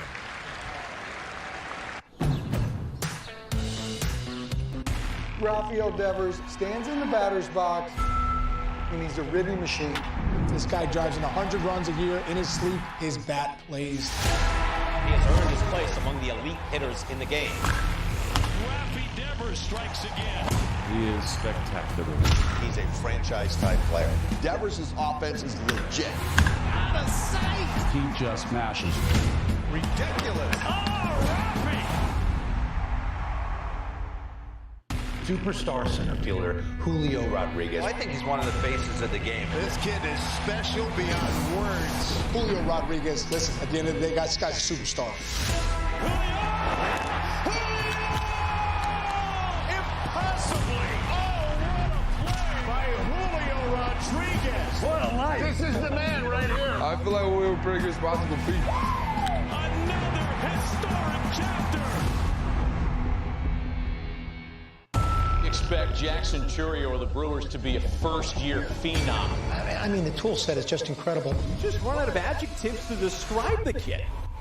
First big league homer for Jackson Churio. He's having so much fun. That team is having so much fun. So much to like about this kid right here. The loft, the juice, everything's there. He hits well beyond his age.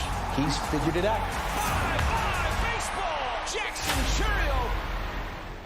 New York Yankees Foundation's opening day 50-50 raffle is open now. The Thursday, March 20th home opener has a guaranteed starting jackpot of $50,000. One lucky fan will take home half the pot, and the other half benefits the Yankees Foundation. Buy your tickets now at Yankees.com/5050.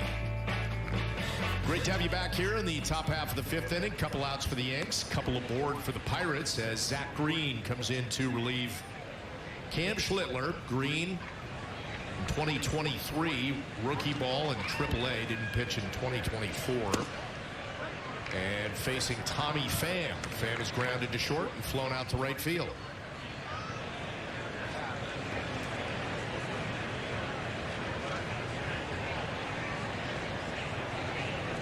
Pirates trying to push a run across here. Take the lead. They had 2 scored in the top half of the second inning.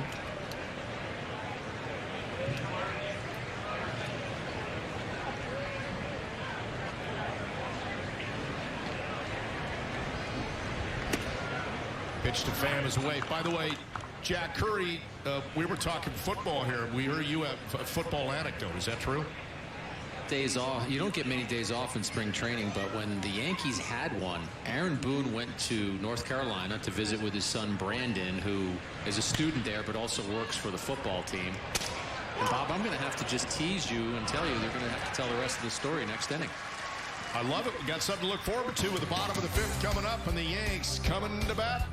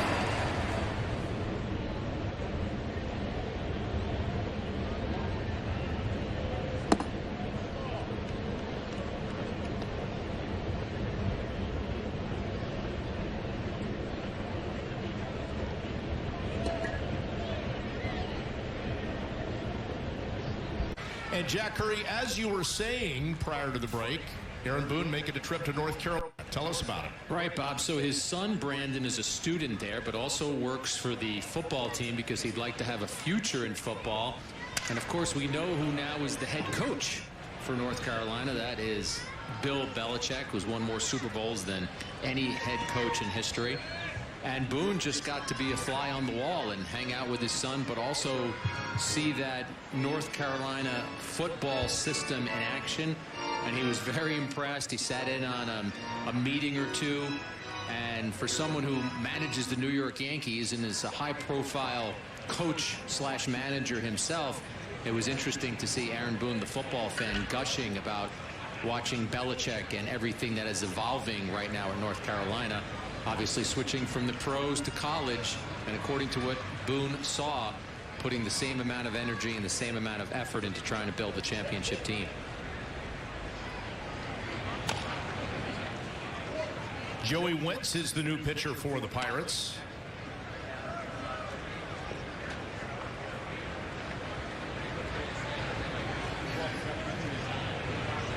Those kids at North Carolina on that team should be all ears when Bill Belichick, just watching him do his thing and watching what he says. Well, that's got to be tough now with the NIL money to try to recruit. He's got to take that on.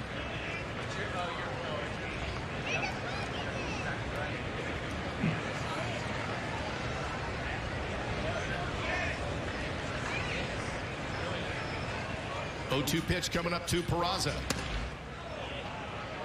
Wentz missing up high, 1-2. NCAAs, you a big fan of basketball? NCAA basketball? The tournament is always intriguing. The stories, the underdogs, that sort of thing. Always enjoy watching that. How about you? I do. I love NCAAs, especially this time of year. How about St. John's? Rick Pitino. Rick Pitino, a huge Yankee fan. Congratulations, winning the Big East. He'll probably get a number 2 seed going in the tournament.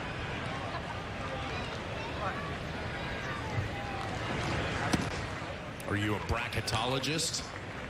I don't do them now, but it was big when we played. It was fun. Yeah. I mean, the guys would do the sheets. They pick out of the hat. It seems like the tournament's getting later and later. It's usually the championship, the Final Four, is about the first week of spring. Swinging opening day. Swing and a miss, one away. Yeah, it's I mean, it's become its own industry, right? Just March Madness. Taking it all the way into April with the championship game.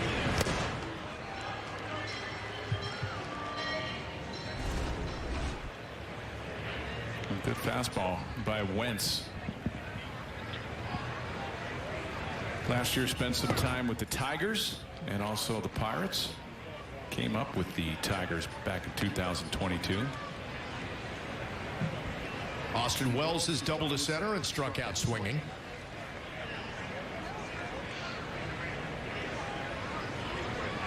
One-0 pitch. And a big swing and a miss, 1-1.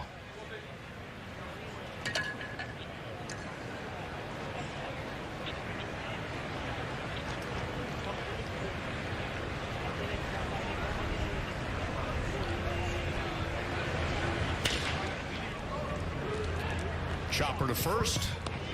Triolo to Wentz, 2 away.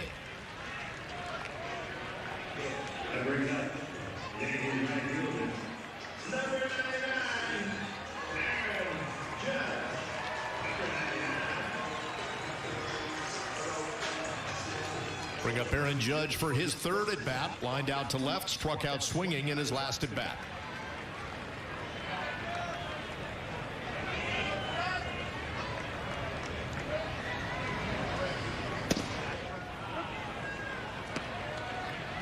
Wentz drops in a curveball for a strike, 0-1.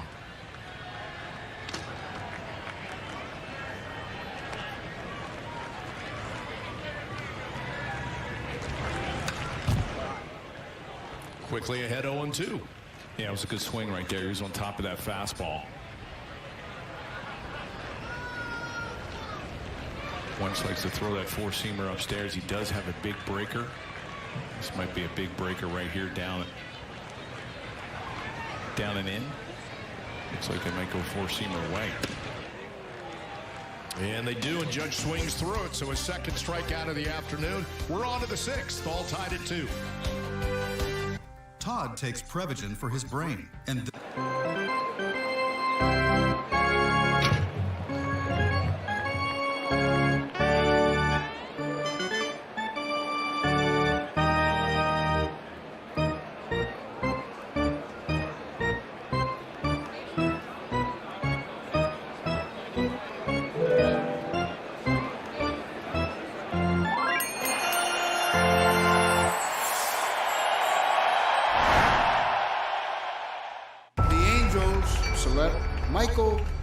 It's a dream come true. He plays like a Hall of Famer. One of the greatest players of all time. And just drink this in. He's not even close to being done. I come to the ballpark every day trying to get better. Generational player. Ball's crushed.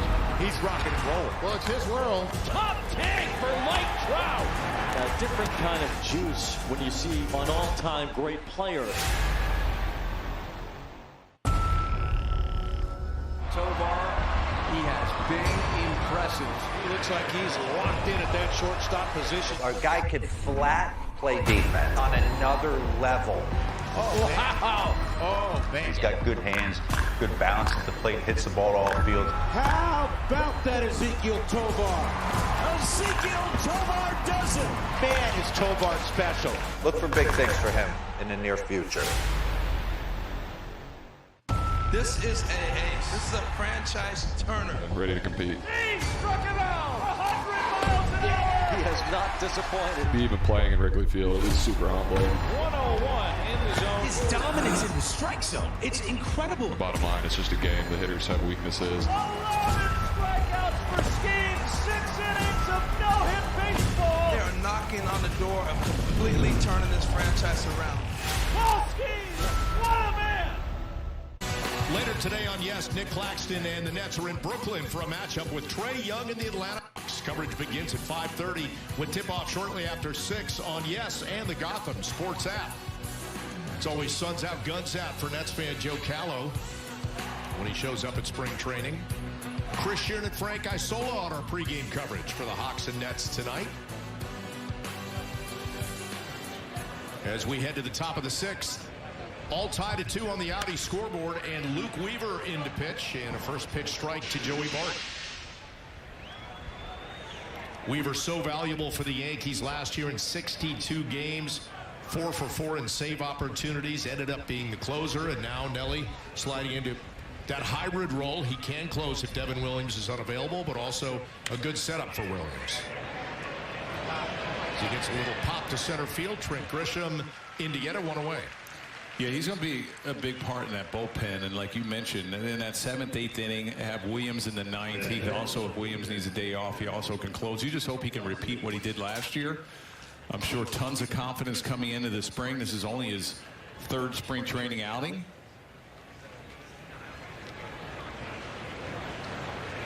And you can see last season the confidence grow for him when he was able to actually know that I can do this. I can fill this role. I can close games. I can handle the pressure.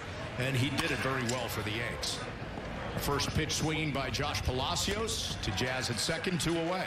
Well, he was a starter a lot of his career, and he had a high leg kick last year in spring training. He eliminated that leg kick. I thought a lot of times he was nice and smooth.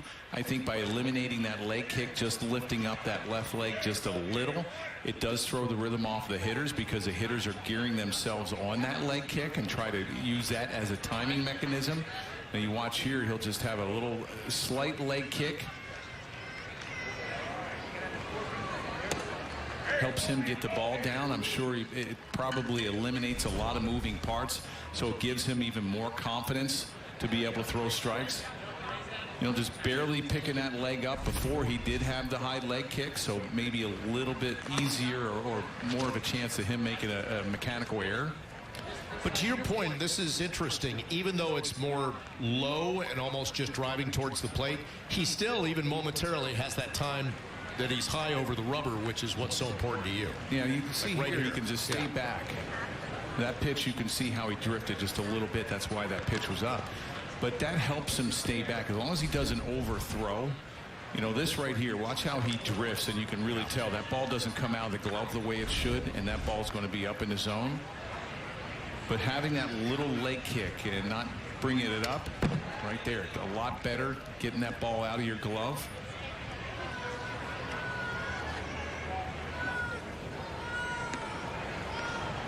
Two to Isaiah Kiner-Falefa, who had a single to left and grounded to short. 1 for 2.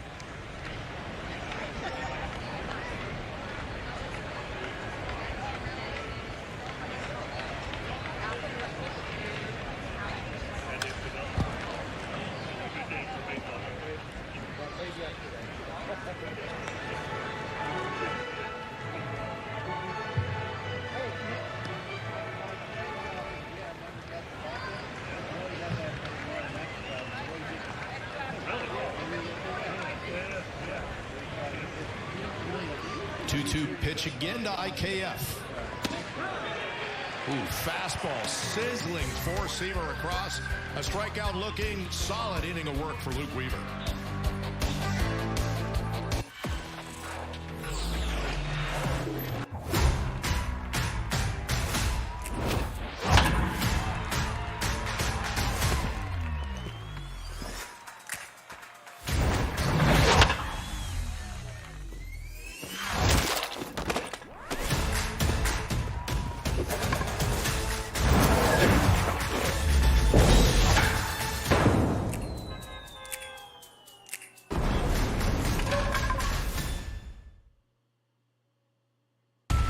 If you're a baseball player and you want to watch just sheer joy in the way to play the baseball game, Jose Ramirez, look no further. Every time he's locked and makes contact, it's a homer. Jose Ramirez! Wow! When you are a star player, it is not just home runs, it's all the things you do. That's the beauty of the sport. Jose Ramirez putting on the wrist. Oh, that was outstanding. What better for the game of baseball? Marcus Lynn Betts, best player on the planet. I love watching Mookie play. On the Hall of Fame highway. It's a blessing to have those expectations. Goodness, and that one is gonna go. Mookie Betts, what a monster. Got some more unfinished business to take care of. Are you kidding me? I try and do the best that I can in anything that I can control. Nothing on a baseball field that Mookie Betts does not excel at. Mookie Magic. Pete Alonso, franchise. Due in part by the Hyundai Getaway Sales Event. Deals so right, it almost feels wrong. Only at local Hyundai dealer. By 917 Lawyers, powered by Whites and Luxembourg. By Popeyes, love that chicken from Popeyes. By the Tuttle to Towers Foundation, help America's heroes. Donate $11 a month at T2T.org. And by Sandals, made of Caribbean. We head to the bottom of the sixth, all tied at 2 on the Audi scoreboard. Be the 3, 4, 5 hitters for the Yankees. Cody Bellinger has doubled, knocked in a run, and struck out swinging.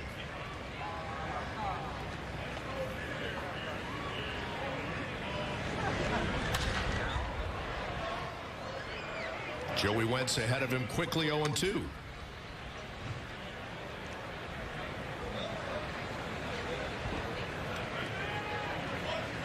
.32 at bats, Nelly, for him so far, getting into that sweet spot, right? For guys who want to get their swing fine-tuned. You don't know how it carries into the regular season, but he's got to feel pretty good about where he's at. Well, it's the confidence that really carries into the season, and then getting that first base hit.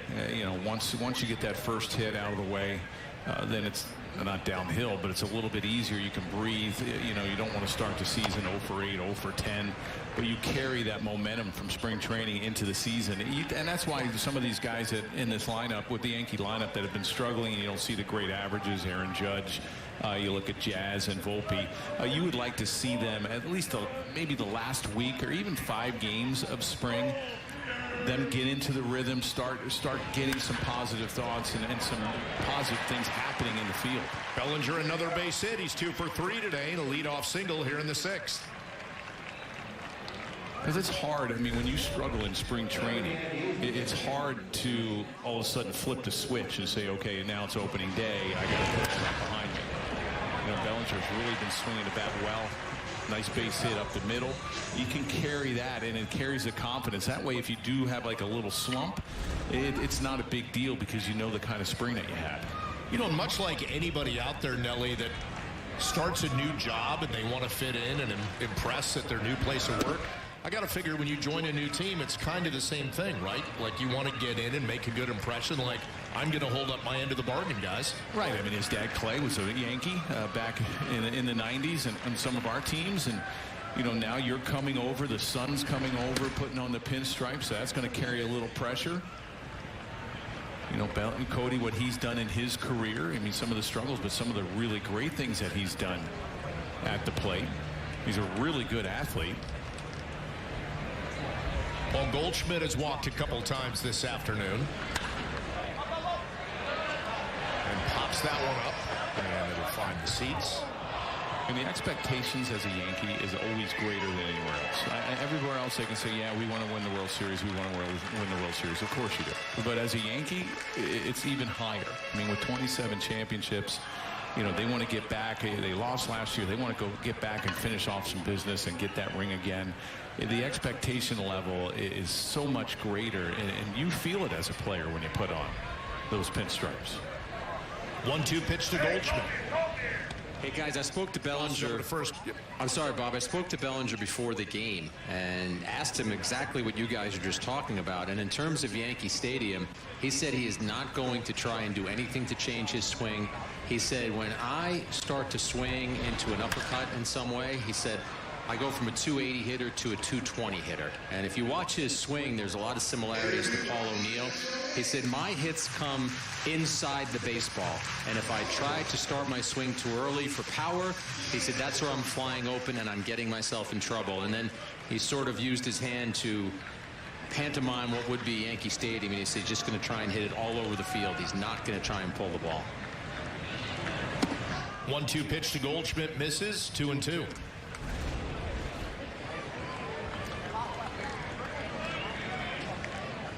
Yeah, when he does get too loopy in his swing, you can tell, and you can really beat him up top.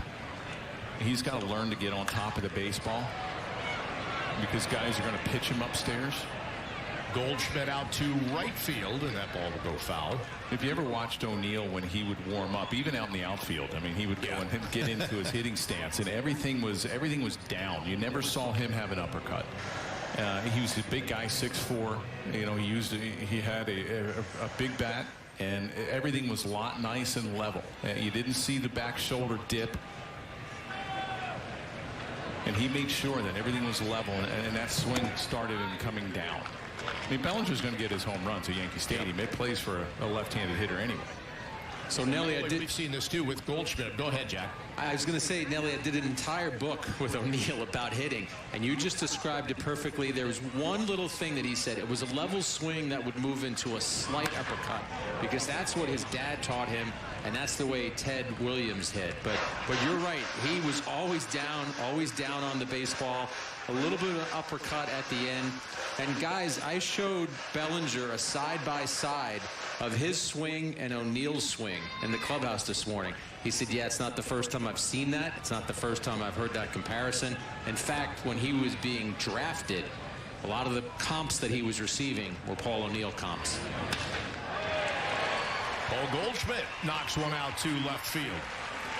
So a base hit for Goldschmidt. He's been on all 3 times with a hit and 2 walks, and it's first and second for the Yanks here in the bottom of the 6th. And what made Paulie so good is that, you know, even in the outfield, if you ever watched him, it's a good fastball, just hit the other way. I mean, hit and pulled, nice base hit. Another guy is going to be great in this lineup, and right behind Judge. Not a big leg kick right there. You know, just picks up the back heel, turns the toe. But he was constantly practicing in the outfield. And in between pitches, I mean, sometimes during pitches, he's out there practicing his hitting stance. He was so good. I was thinking, Nelly, you're ready. You take them out. You look to the outfield, make sure the position players are ready. And left field, yes. Center field, yes. And what's Paul doing out right there? I know. He's working on his swing. I'm like, I'm getting ready to throw a pitch. Luckily, I didn't want to look over my left shoulder. Jazz Chisholm Jr. 0 for 2 today. Beautiful little bunt right there to advance the runners. Jazz almost making it to first, but a nice little sacrifice right there. Runners move to second and third, 1 away. Well, he wanted to bunt this down the third baseline. He had the third baseman playing back. Even though it's going to go down as a sacrifice, he would have loved to have that as a hit.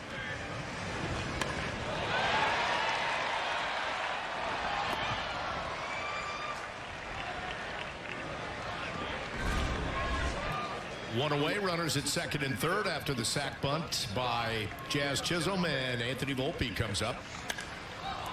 Volpe's grounded out, flown out to center field. Sent one to the warning track. Back in his at-bat in the 4th inning.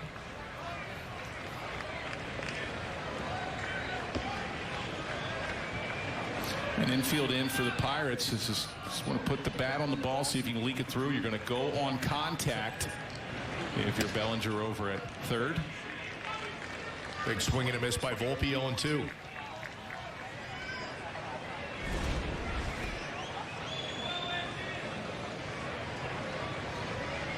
Yeah, he was really late on that fastball upstairs. Now with 2 strikes, you want to shorten up your swing.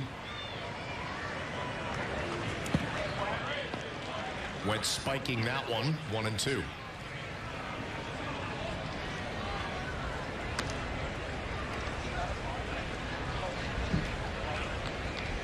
Bellinger's at third, Goldschmidt at second with 1 away. And Volpe a chance to put the Yanks in front.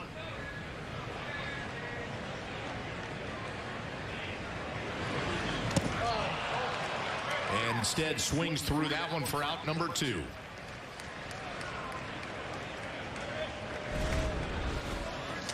Well, There's that breaking ball from Wentz. He's got a good one. He's got a good heater upstairs. He throws the cutter, and there's that curveball down and in. Maybe a little too aggressive by Volpe. That's when 2 strikes infield in. Go ahead run at third. You shorten up the swing, just make some contact. Trent Grisham is homered and struck out looking. And he's behind 0-1 to Wentz.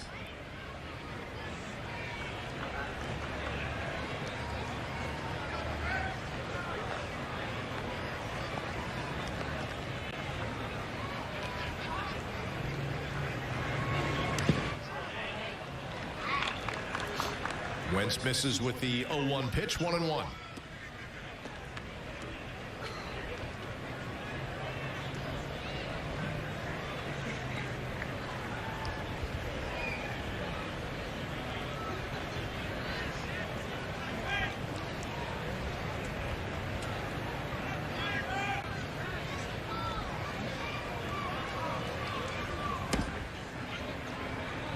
And another miss, 2-1.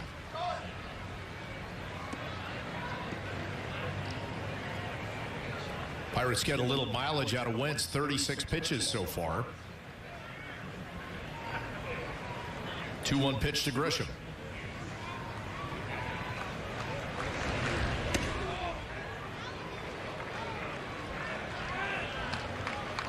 And Wentz clearly liked the look of that one, but it's a ball, 3-1.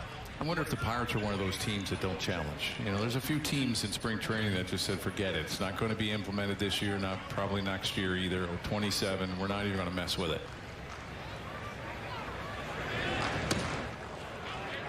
3-1 pitch misses, so Grisham draws a 2-out walk, and that loads the bases. With Dom Smith coming up.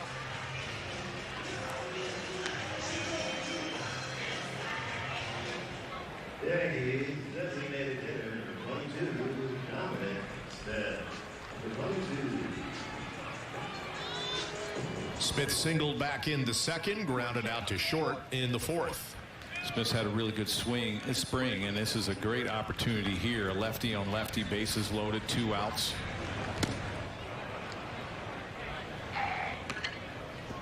First pitch cutter and a swing and a miss, 0-1.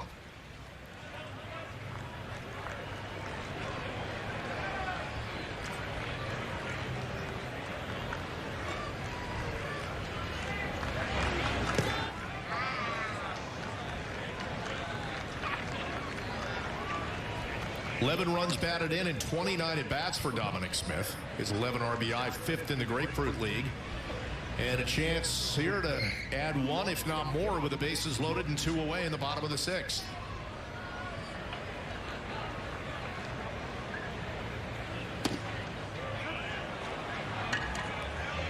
And looks at strike 2, 1-2.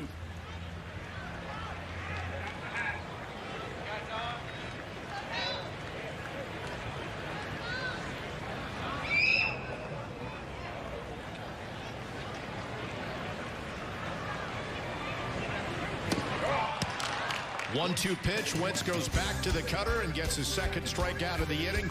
Yanks leave the bases loaded as we go to the 7th.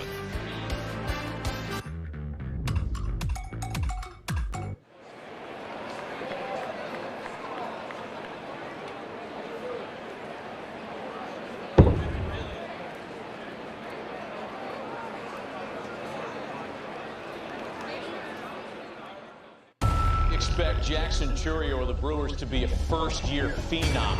I mean, the tool set is just incredible. You just run out of adjectives to describe the kid. First big league homer for Jackson Churio. He's having so much fun. That team is having so much fun. So much to like about this kid right here. The loft, the juice, everything's there. He hits well beyond his age. He's figured it out. Baseball, Jackson Churio. Marcus Lynn Betts, best player on the planet. I love watching Mookie play. On the Hall of Fame highway. It's a blessing to have those expectations. Goodness, and that one is gonna go. Mookie Betts, what a monster. Got some more unfinished business to take care of.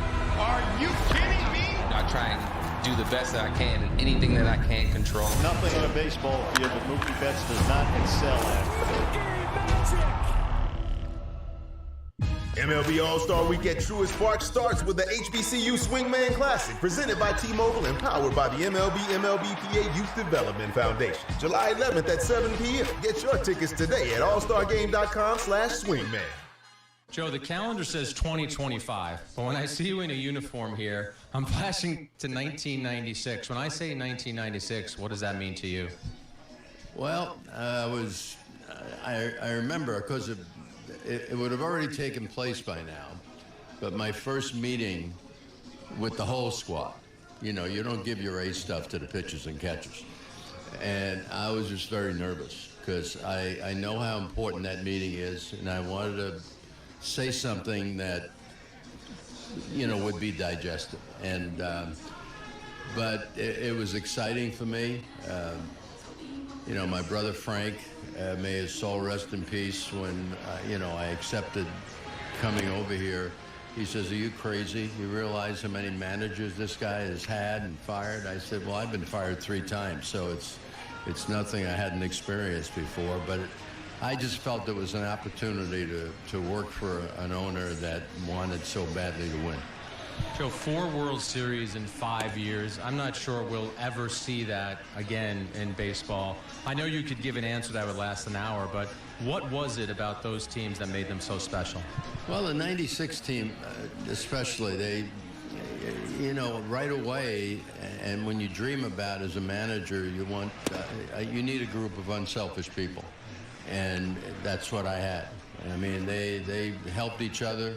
And I think, you know, we started out well.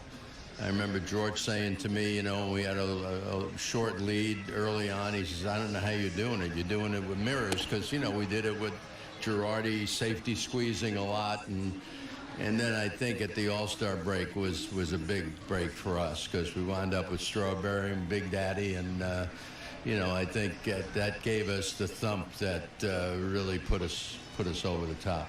When Aaron Boone was hired as manager, I remember calling you, and one of the things that resonated with me was you said he's comfortable in his own skin. You've watched Booney manage now as you watch from afar, and he joked around that there were times where you were also levying the fines on him when you were with Major League Baseball. What have you liked about Aaron's managerial style? You know, when I see him go nuts with the umpires, there's also a video on YouTube that's traveling around with my obnoxiousness, and I sort of felt what he felt, but you know, still had to slap him down. But the thing is, you know, to me, when I think of Booney, I just think of his family. You know, he comes from a baseball family. You know, his grandfather, his father, and the fact that you know, he witnessed it from up above, which to me I think is a real benefit. I know it helped me when I worked for the Angels and was watching managers manage, and I'm trying to manage with them. You've had a lot of titles attached to you. World champion is a very nice title to have attached to you, but more than a decade ago, the Hall of Fame. How much does it still hit you that if someone introduces you, it's Hall of Famer Joe Torre? It's something, Jack, that I never gave a lot of thought to, because it was something I had no control over. You know, I just did what I could do, and, you know, for other people to decide how good it was. And but I don't think it really struck me. You know, I remember hanging up on Jane Clark when she called to tell me I was you know, I was in the Hall of Fame, because it was like, I think it was 6 o'clock in the morning or 7 o'clock in the morning. She called me in Florida. But when I showed up for the weekend of my induction, and I walked through the front door of the Odasaga, Al Kaline was the first one to come up to me and welcome me. And at that point in time, I think it struck me how special this place was. Well, that's your interview of the day, brought to you by your local Ford stores, and so many great things there to latch on to from Joe Torre. But Nelly, the one that kind of jumps out as me, as we see Wilking Rodriguez is taking over out of the bullpen, he didn't give the pitchers and catchers, when they reported, his best stuff. I didn't know that for the entire team. I didn't know that. I wish I would have known that when I came to camp. But, you know, it was his first, that was the first year. Now it's George M. Steinbrenner Field. It was Legends Field back then in '96, so that was the first year that they came over from Fort Lauderdale. Tino Martinez and myself, it was the first time that we put on pinstripes. They had a whole new coaching staff, a whole new manager in Joe Torre. You had a young Derek Jeter making his first, he played a little bit the year before, but his first full time. He mentioned unselfish players, and the one thing that he did so well, especially position players, he mentioned Strawberry and Cecil Fielder, Big Daddy. You had Tim Raines. These were sometimes bench players, and they knew their role, and they were okay with it. Billy Cook popping that one up. Jazz Chisholm Jr., his second pop fielded, 2 away. They could have been starters probably on any other team, and it was something that he communicated so well with the players, and he mentioned unselfishness. That's what they were. When they were called upon, they did their job. When Strawberry was in the lineup, did the job. Cecil Fielder did the job. I mean, you had Charlie Hayes come over during that year in 1996. So, you look at his managerial career, and I mentioned when we went on earlier when he exchanged the lineup cards. As a player, I think he was Hall of Famer. I mean, this guy was an MVP, 2,300 hits, a 297 career average. He probably could have easily gone in as a player. Well, now forever enshrined in the Hall of Fame, the 4 championships with the Yankees. And did you ever, I mean, he always, the demeanor we see right now, by the way, he always had that on the bench. Did you players really pick that up, that vibe, that everything was just okay? And he had a cup of peach seeds that Robbie and Luka Kuzma would make the pizza. He would take the peaches off. I don't know, maybe he ate those too, but he would sit there and put those in his mouth during the game. But yeah, that's the way he was. That's why, it was so tough playing in New York. Me going and playing as a visitor before I was traded over. You always had the passionate fans. The fans wanted 100%. They didn't want any mistakes. The media the same way. There was a lot more. It seemed like there was a lot more media coverage back then than there is now, and they were a lot less forgiving back then. I think. You had Mr. Steinbrenner was a very passionate owner. I mean, he wanted to win. He put the best team on the field, and he expected 100% out of you as well. So the pressures coming and playing in New York were great. And having Joe Torre, that calming figure in the dugout, it made it a little bit easier. Nick York out to right, and that will do it here in the top of the 7th inning. As the Pirates strand a runner, we're all tied at 2 at the 7th inning stretch. And as always, we will keep it right at George M. Steinbrenner Field as we honor America with God Bless America. Today, the New York Yankees are recognizing all the brave men and women of our armed forces, including Sergeant Leo Dameron of the United States Marines, who served our nation for 8 years with 2 combat tours to Afghanistan as part of Operation Enduring Freedom. He is also a native New Yorker from the Bronx. The New York Yankees welcome Sergeant Leo Dameron, who is our military honoree of the game. And we also thank all of our brave men and women for their service and sacrifices for our nation. Now, ladies and gentlemen, we ask you to remain standing, remove your caps for the playing of God Bless America.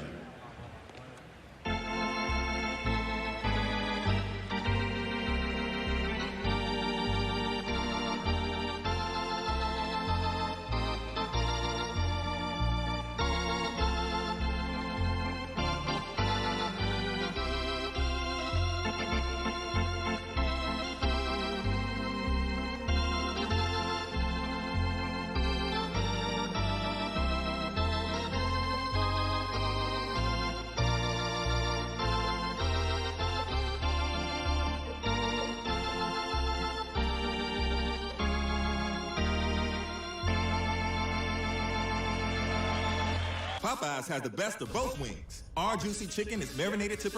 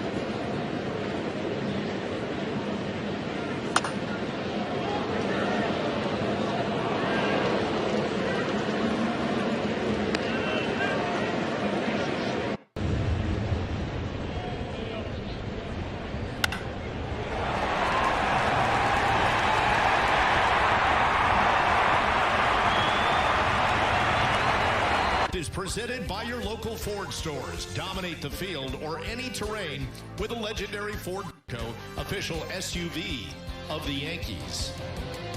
On to the bottom half of the 7th inning at George M. Steinbrenner Field. And the Yanks and Pirates all tied at 2.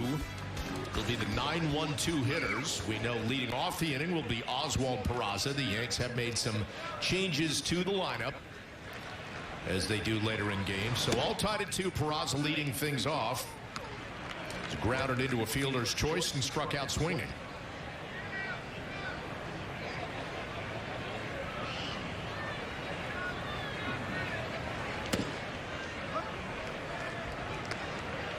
Matson is the new pitcher for the Pirates. Isaac Matson splitting time between Double and Triple A last season. A swing and a miss from Peraza, 1-2. A good changeup. Was with the Oriole organization. Got to the big leagues in 2021. A little bit with the Pirates. 3 games last year.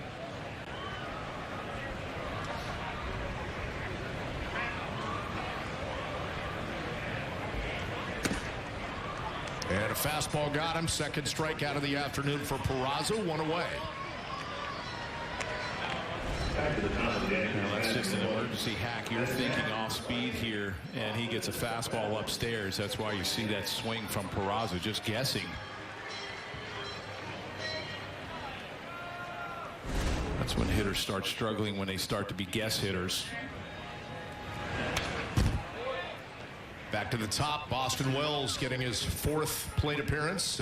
Double to lead things off in the game. He later scored, struck out swinging, and grounded out to first. By the way, we mentioned Peraza. He's in that battle for third base with Oswaldo Cabrera at the split squad game. Cabrera, Ben Rice, and Jason Dominguez have all homered in that game. And Dominguez swinging the bat really well in spring.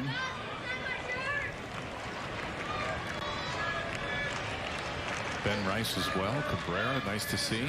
Cabrera over there at first against the Rays. It's interesting because he's so valuable to the team at so many different positions, but he just wants that one position to call his own, right? That would be third base going into this season. The problems of a utility man. Right. Wells fouling that one away, 2-2.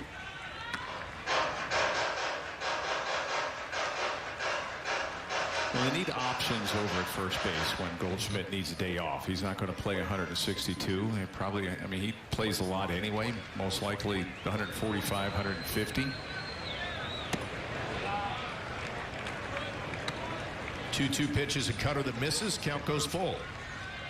Would you expect him to DH just a little more from the outset, knowing that Aaron Boone can sort of utilize that DH spot with Stanton out? Goldschmidt I'm talking about. Possibly. If you look at it, you know, with Wells, however many games he's going to catch, whether it's 120, 130, whatever it is, you want his bat in the lineup. You know, does that mean they go, hey, if he's not catching, we want his bat in. Right? We'll DH him. We may give him a day off to rest his feet, but ultimately we'd love to see that bat in there. You're talking 120 games. Right. Where's the other 42? Probably some of them are going to be at the designated hitter spot. So that means you're going to have to carry a third catcher in a sense. That would be like a Ben Rice. They can play first. He could spell Goldschmidt. He can also DH. He's swung the bat well so far this spring, and also be behind the plate, whether it's Escara or Jackson as your regular backup. Well, Judge getting some oohs and ahs on that big first swing on the pitch from Matson. 0-1. He struck out a couple times, lined out to left.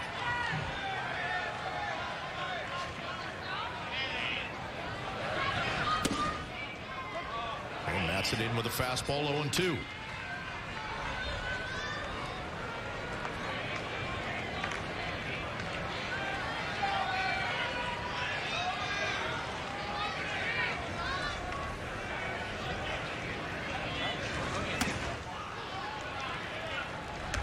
Tries to change the eye level. Judge doesn't bite. 1-2.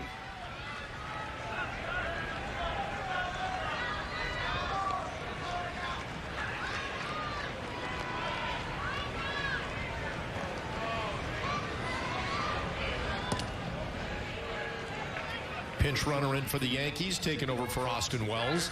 Support America's military and first responder heroes. Donate $11 a month to the Tunnel to Towers Foundation at T2T.org. 1-2 pitch to Judge. And a changeup inside and got him. 3-strikeout afternoon for Aaron. Well, after heaters away, Madsen goes with that circle change. It's the second time he's gotten beat inside on a changeup.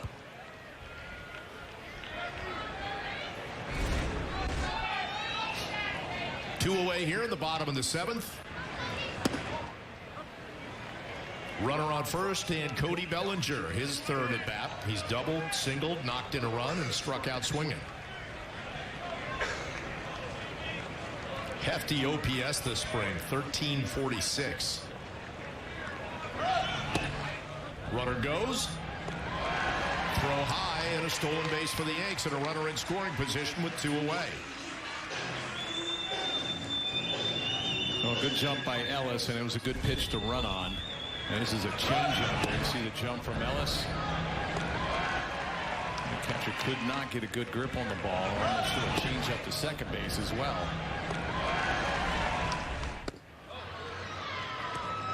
Big swing and a miss there by Cody Bellinger, and that will do it in the bottom of the 7th. The Yanks strand a runner as we go to the 8th, tied at 2.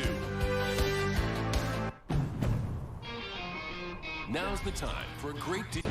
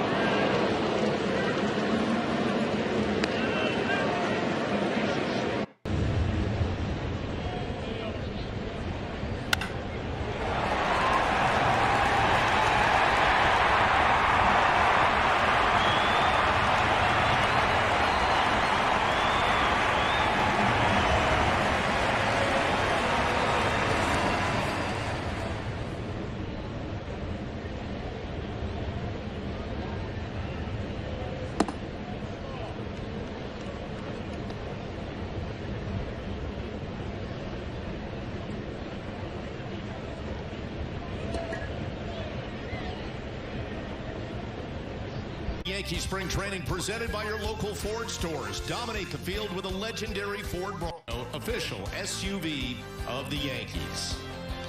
Top half of the 8th inning at Steinbrenner Field, 2-2. Pirates and Yanks locked in a tie on the Montefiore-Einstein scoreboard.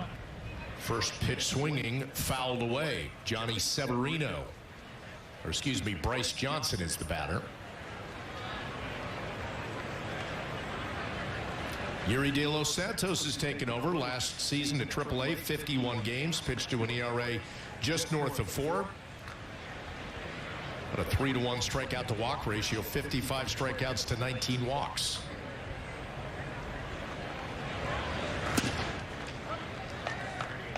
Big fastball in for a strike, 0-2. Spent some time in the Pirate organization. Got a couple big league games in, 48 of them in 2022 and 23 combined.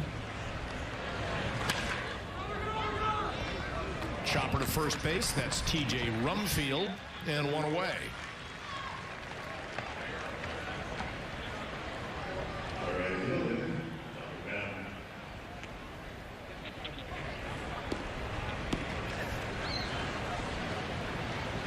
Tommy Pham getting his 4th at bat of the afternoon. He's 0 for 3.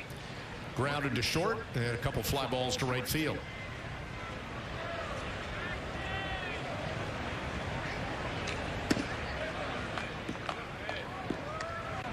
De Los Santos missing up and in, 1-0.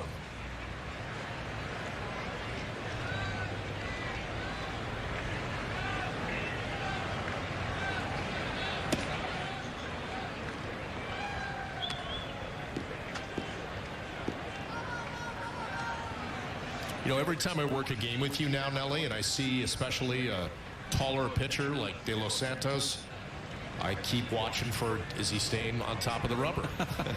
And that slider away, he was not. He was leaning forward, and the ball was outside. Pham to short. On to first, 2 away.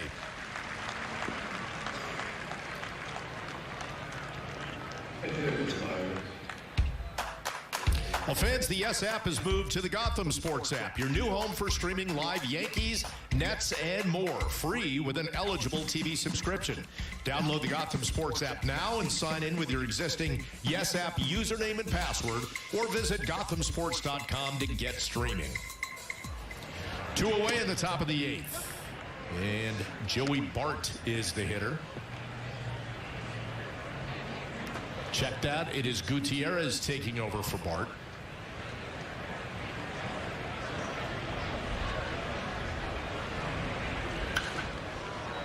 De Los Santos, 2 quick outs here in the top of the 8th.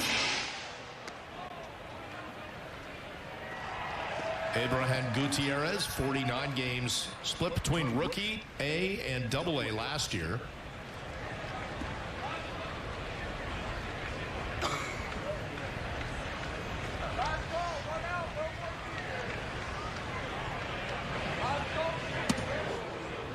De Los Santos way up and in with a 4-seamer, 1-2.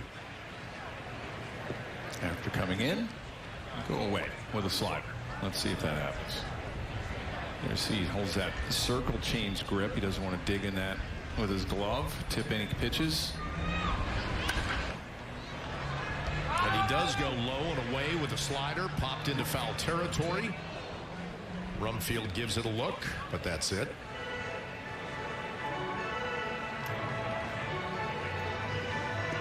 So you figured that one out. Now what's coming next? 1-2. Went off speed away. I think he's going fastball up. That slider caught too much of the plate. I think 4-seamer upstairs.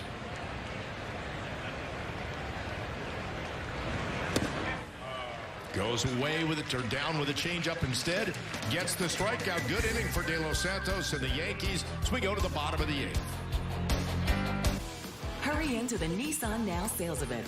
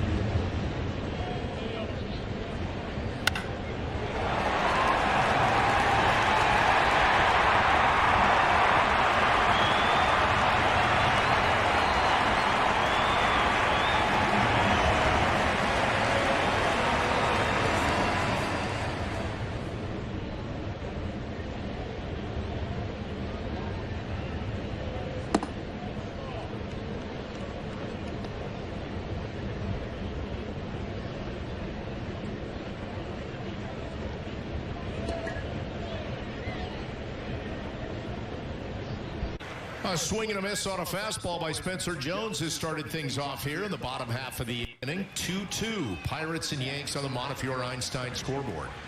Tyler Mattson back out there pitching for the Pirates.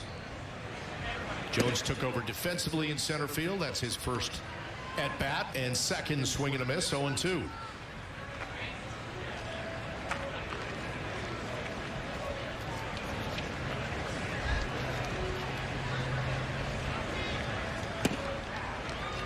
And a swing and a miss, and just like that, Jones goes down, one away here in the 8th. Well, the worlds of sports and business collide on a new Yes Network series where leading industry voices bring you the game inside the games. Don't miss the premiere episode of Sportico Sports Business presented by Genius Sports Tuesday at 10:30 after Nets coverage on Yes and the Gotham Sports app. George Lombard Jr. first pitch swinging to short. They have to hustle, and they got him on a one-hopper to first, 2 away. The new shortstop for the Pirates, Williams. Quick release. Use that grass. Get that little skip over to first. That'll bring up Rafael Flores.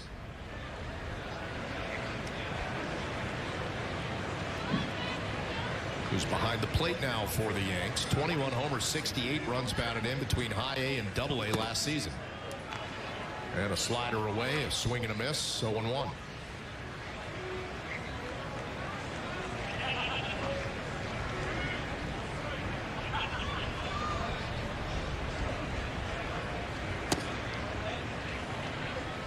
Tries it again, misses, evens the count at 1.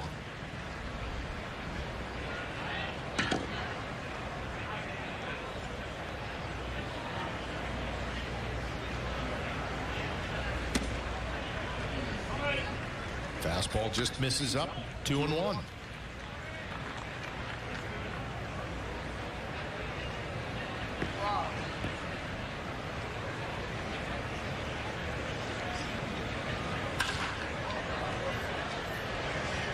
Lifts that one sky high towards first base. Hall has it, and that'll do it. So a 1-2-3 bottom of the 8th. We're going to the 9th, tied at 2.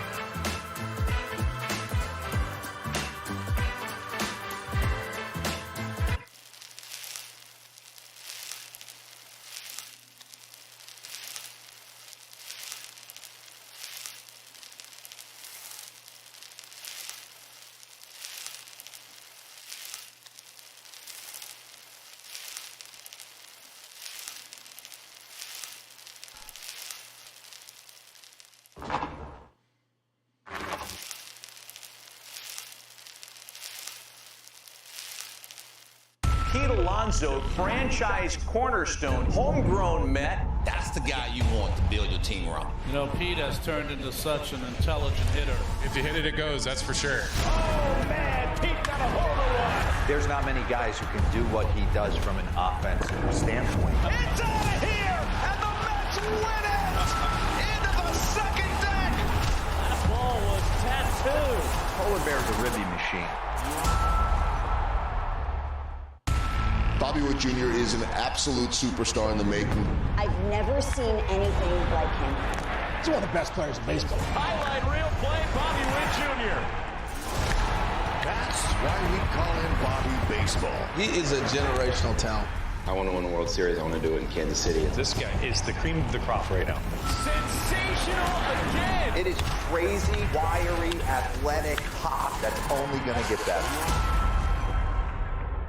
Legendary Ford Bronco, official SUV of the Yankees. Let's get to our memorable moments in Yankees history presented by Prevagen, made for your brain, and focuses on the career resume of Andy Pettitte. Won 5 world championships, 19 career postseason wins. That's the most in Major League history. And all 18 seasons, 500.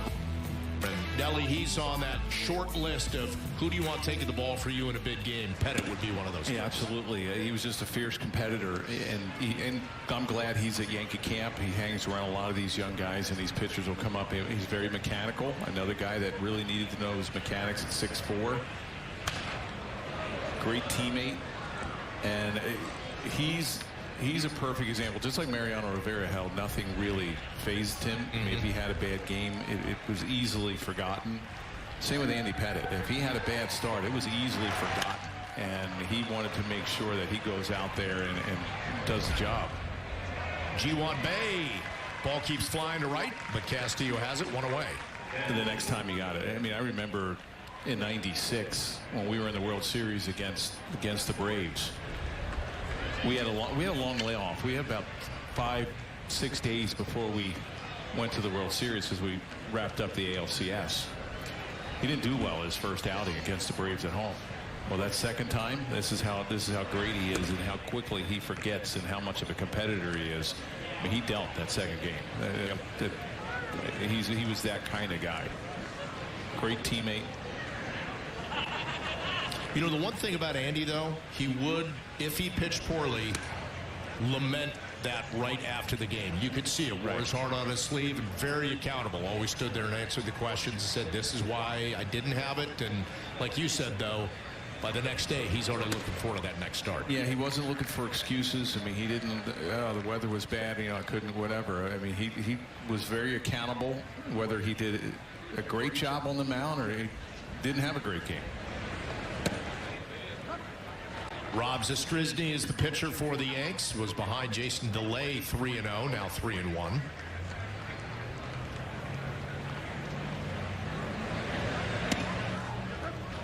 And gets the count to 3-2. Top of the ninth, all tied at 2. Pirates scored both of their runs in the second inning. Yanks scored 1 in the first and 1 in the second. No scoring since. And a pitch up high and a 1-out walk.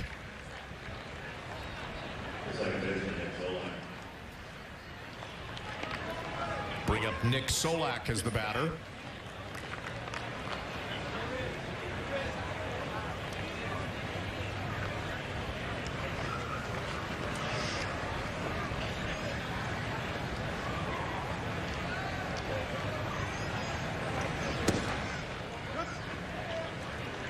Zastryzny in with a strike, 0-1.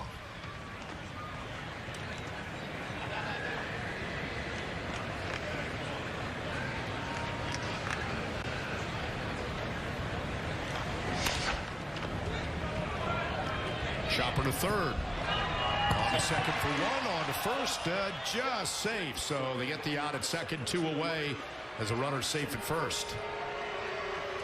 That was a really good turn by the middle infielders. Matthias Rodriguez, this wasn't hit too hard. This is going to be a tough double play, but really nice getting off that bag. I think he would have got him. If you're replaying that, I think he got about a half a step. 2 away here in the top of the ninth. And the batter, Derek Hall.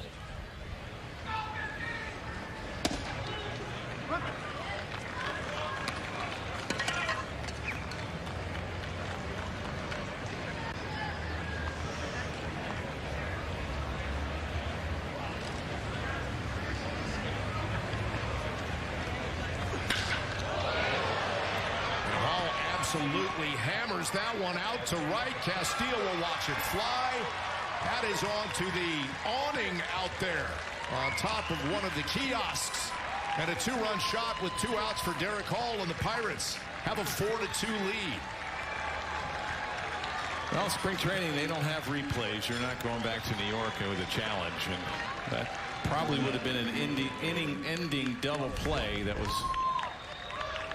called safe at first, and then you leave a hanger right out over the middle of the plate, and that was a no-doubter off the bat of Hall.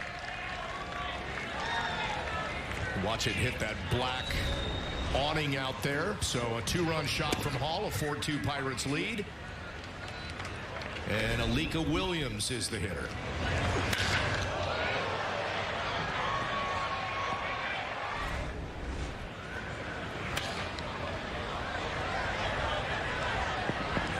into foul territory and into the seats.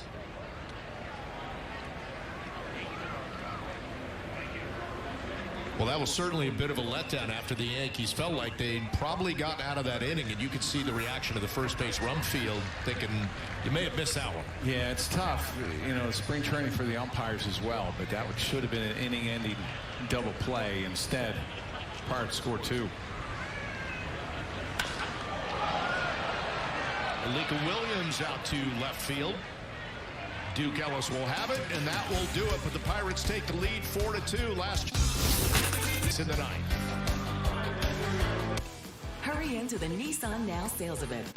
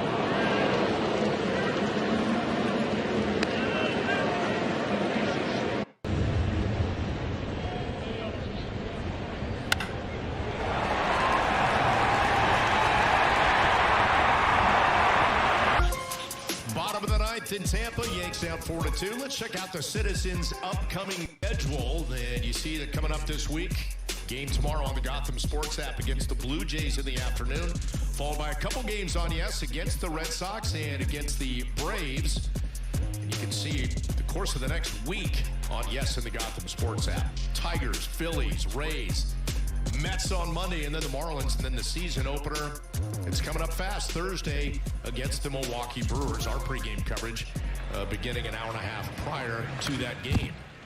Bottom of the ninth, Yanks down 4-2. TJ Rumfield is the hitter.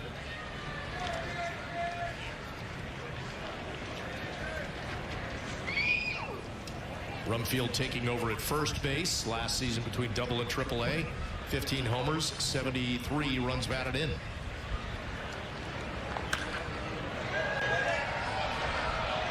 It's always fun at the end of spring knowing that your teams have exhibition games. They'll go into opposing ballparks and play those last couple games before they head either home or on the road.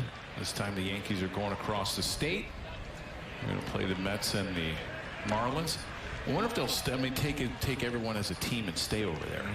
Because it's Port St. Lucie and then Jupiter and then head to New York after. Something for the crew to find out for the next game. Yeah, what do you think? A little late for that now. J.C. Flowers III is the guy trying to close it out for the Pirates.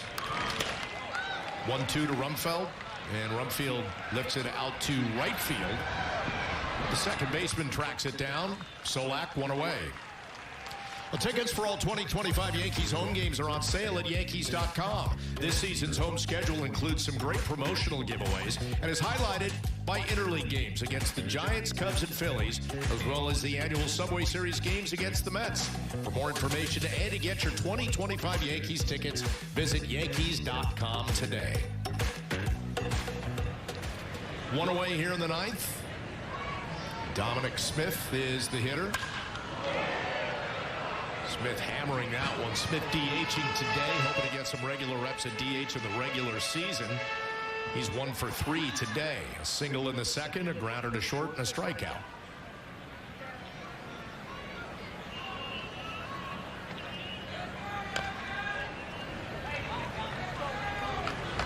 And Smith just getting a little bit of wood on that one. Down 0-2 in the count.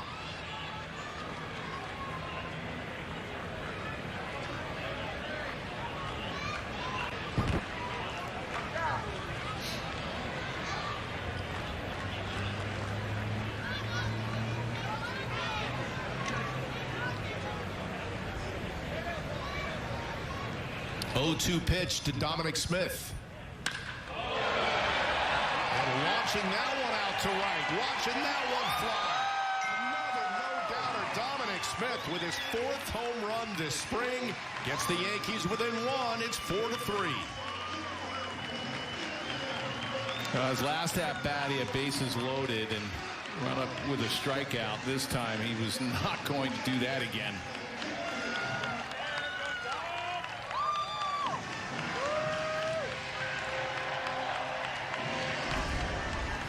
Number 3 on the year. And Flowers tried to sneak a fastball. Supposed to be away. Crushed it. What a spring Dom Smith's having. 12 runs batted in. Near the top of the league in terms of the Grapefruit League this spring. 4-3 game. And Jesus Rodriguez is the batter.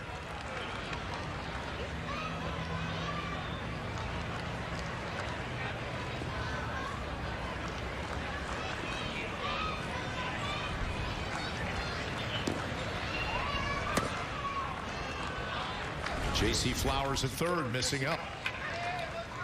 Now this is a fastball supposed to be away. You see, no leg kick. Nice and quiet with that front leg.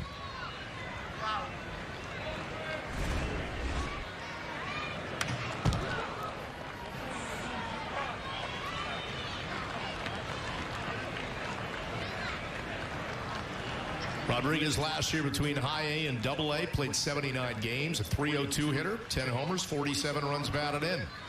Looking to extend things here for the Yankees. 2-1 pitch from Flowers.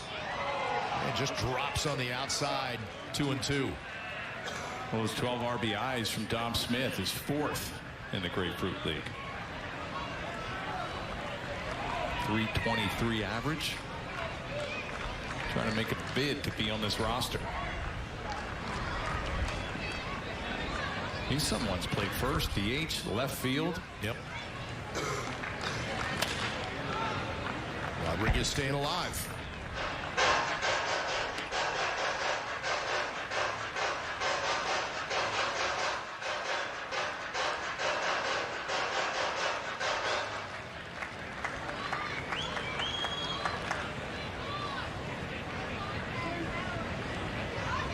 Two-two pitch. Misses up 3-2. And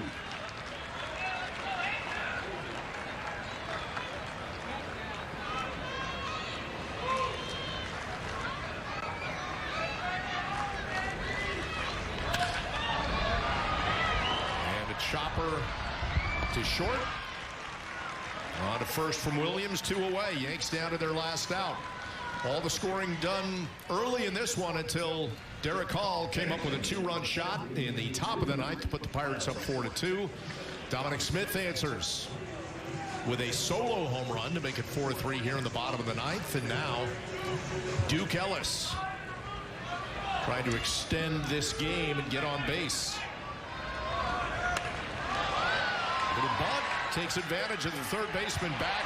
No play there for the pitcher. Flowers gives it a go, but Duke Ellis is aboard. The Yanks remain alive. Little infield single. Well, all you need is a base runner.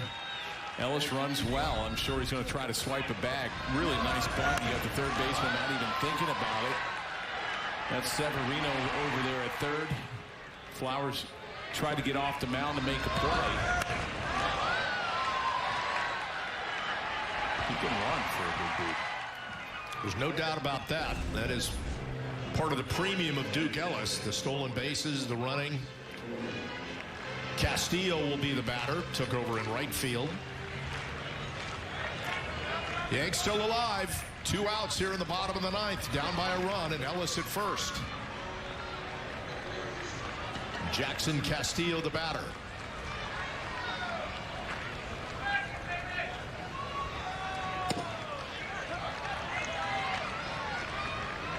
Got an ABS challenge there from Castillo.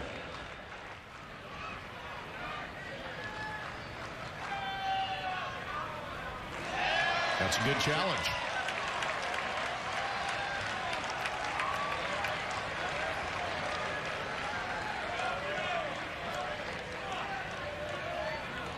It's actually Juan Matias, not Castillo. Juan coming in to play second base. And Flowers misses inside. Down 2-0 to Matias. Well, that's a huge advantage having that ABS when you're challenging late in the ball game, thinking that you're going to be down 0-1, and now you're ahead 2-0. Matias ground ball to second, and that will do it. So the Yanks with a run in the ninth, but they come up short. 4-3 to the Pirates is the final, as Dominic Smith gave that one a ride in the ninth, but the Yanks come up just a run short. Let's get to our Audi electric moment. Experience a fully electric Audi vehicle at your local tri-state Audi dealer today. Oh, Cam Slittler did a really nice job. Got into the fifth inning, 72 pitches. Really good fastball when he stays back over the rubber and drives the ball down. He throws strikes. Really good curveball right there. He did climb the ladder. There's another lockup. 4 2/3, 3 hits. Gave up the 1 earned run, 3 walks, and 4 strikeouts. Nice job. Kelly, how about our Cadillac drive of the game? Well, this is in the second inning. This is a line shot down the right field line by Trent Grisham. Just stays fair. Big home run. Nice spring for Trent Grisham so far. Nice to see. Terrific spring for Smith. The Yanks fall in this one 4-3 in front of a crowd of 9,603 at Steinbrenner Field. 4 runs on 4 hits for the Pirates, 3 runs on 8 hits and 2 errors for the Yankees in a game that took 2 hours and 36 minutes. Well, that will do it from George M. Steinbrenner Field. Special thanks to producer Troy Benjamin, director Ryan Rutherford, Mike Webb, and our executive producer is Jared Ames Boschnak. Join us again on Tuesday as the Yankees host the Red Sox at George M. Steinbrenner Field in Tampa, Florida. Coverage begins at 1 o'clock right here on Yes. Once again, the final score is the Pittsburgh Pirates 4 and the New York Yankees 3.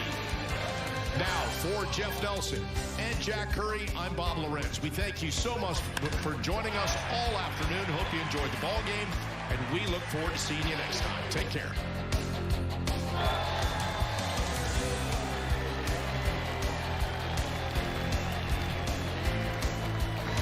Yes Network is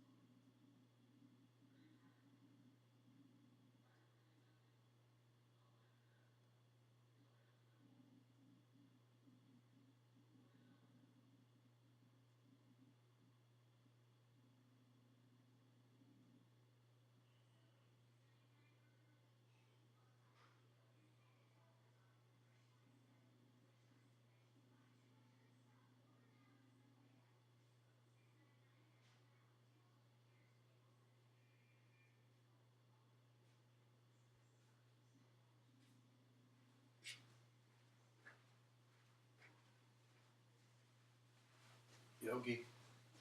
Yogi. Yogi. Yogi. You want to go to bed? Let's go to bed. Come on. Come on, let's go to bed.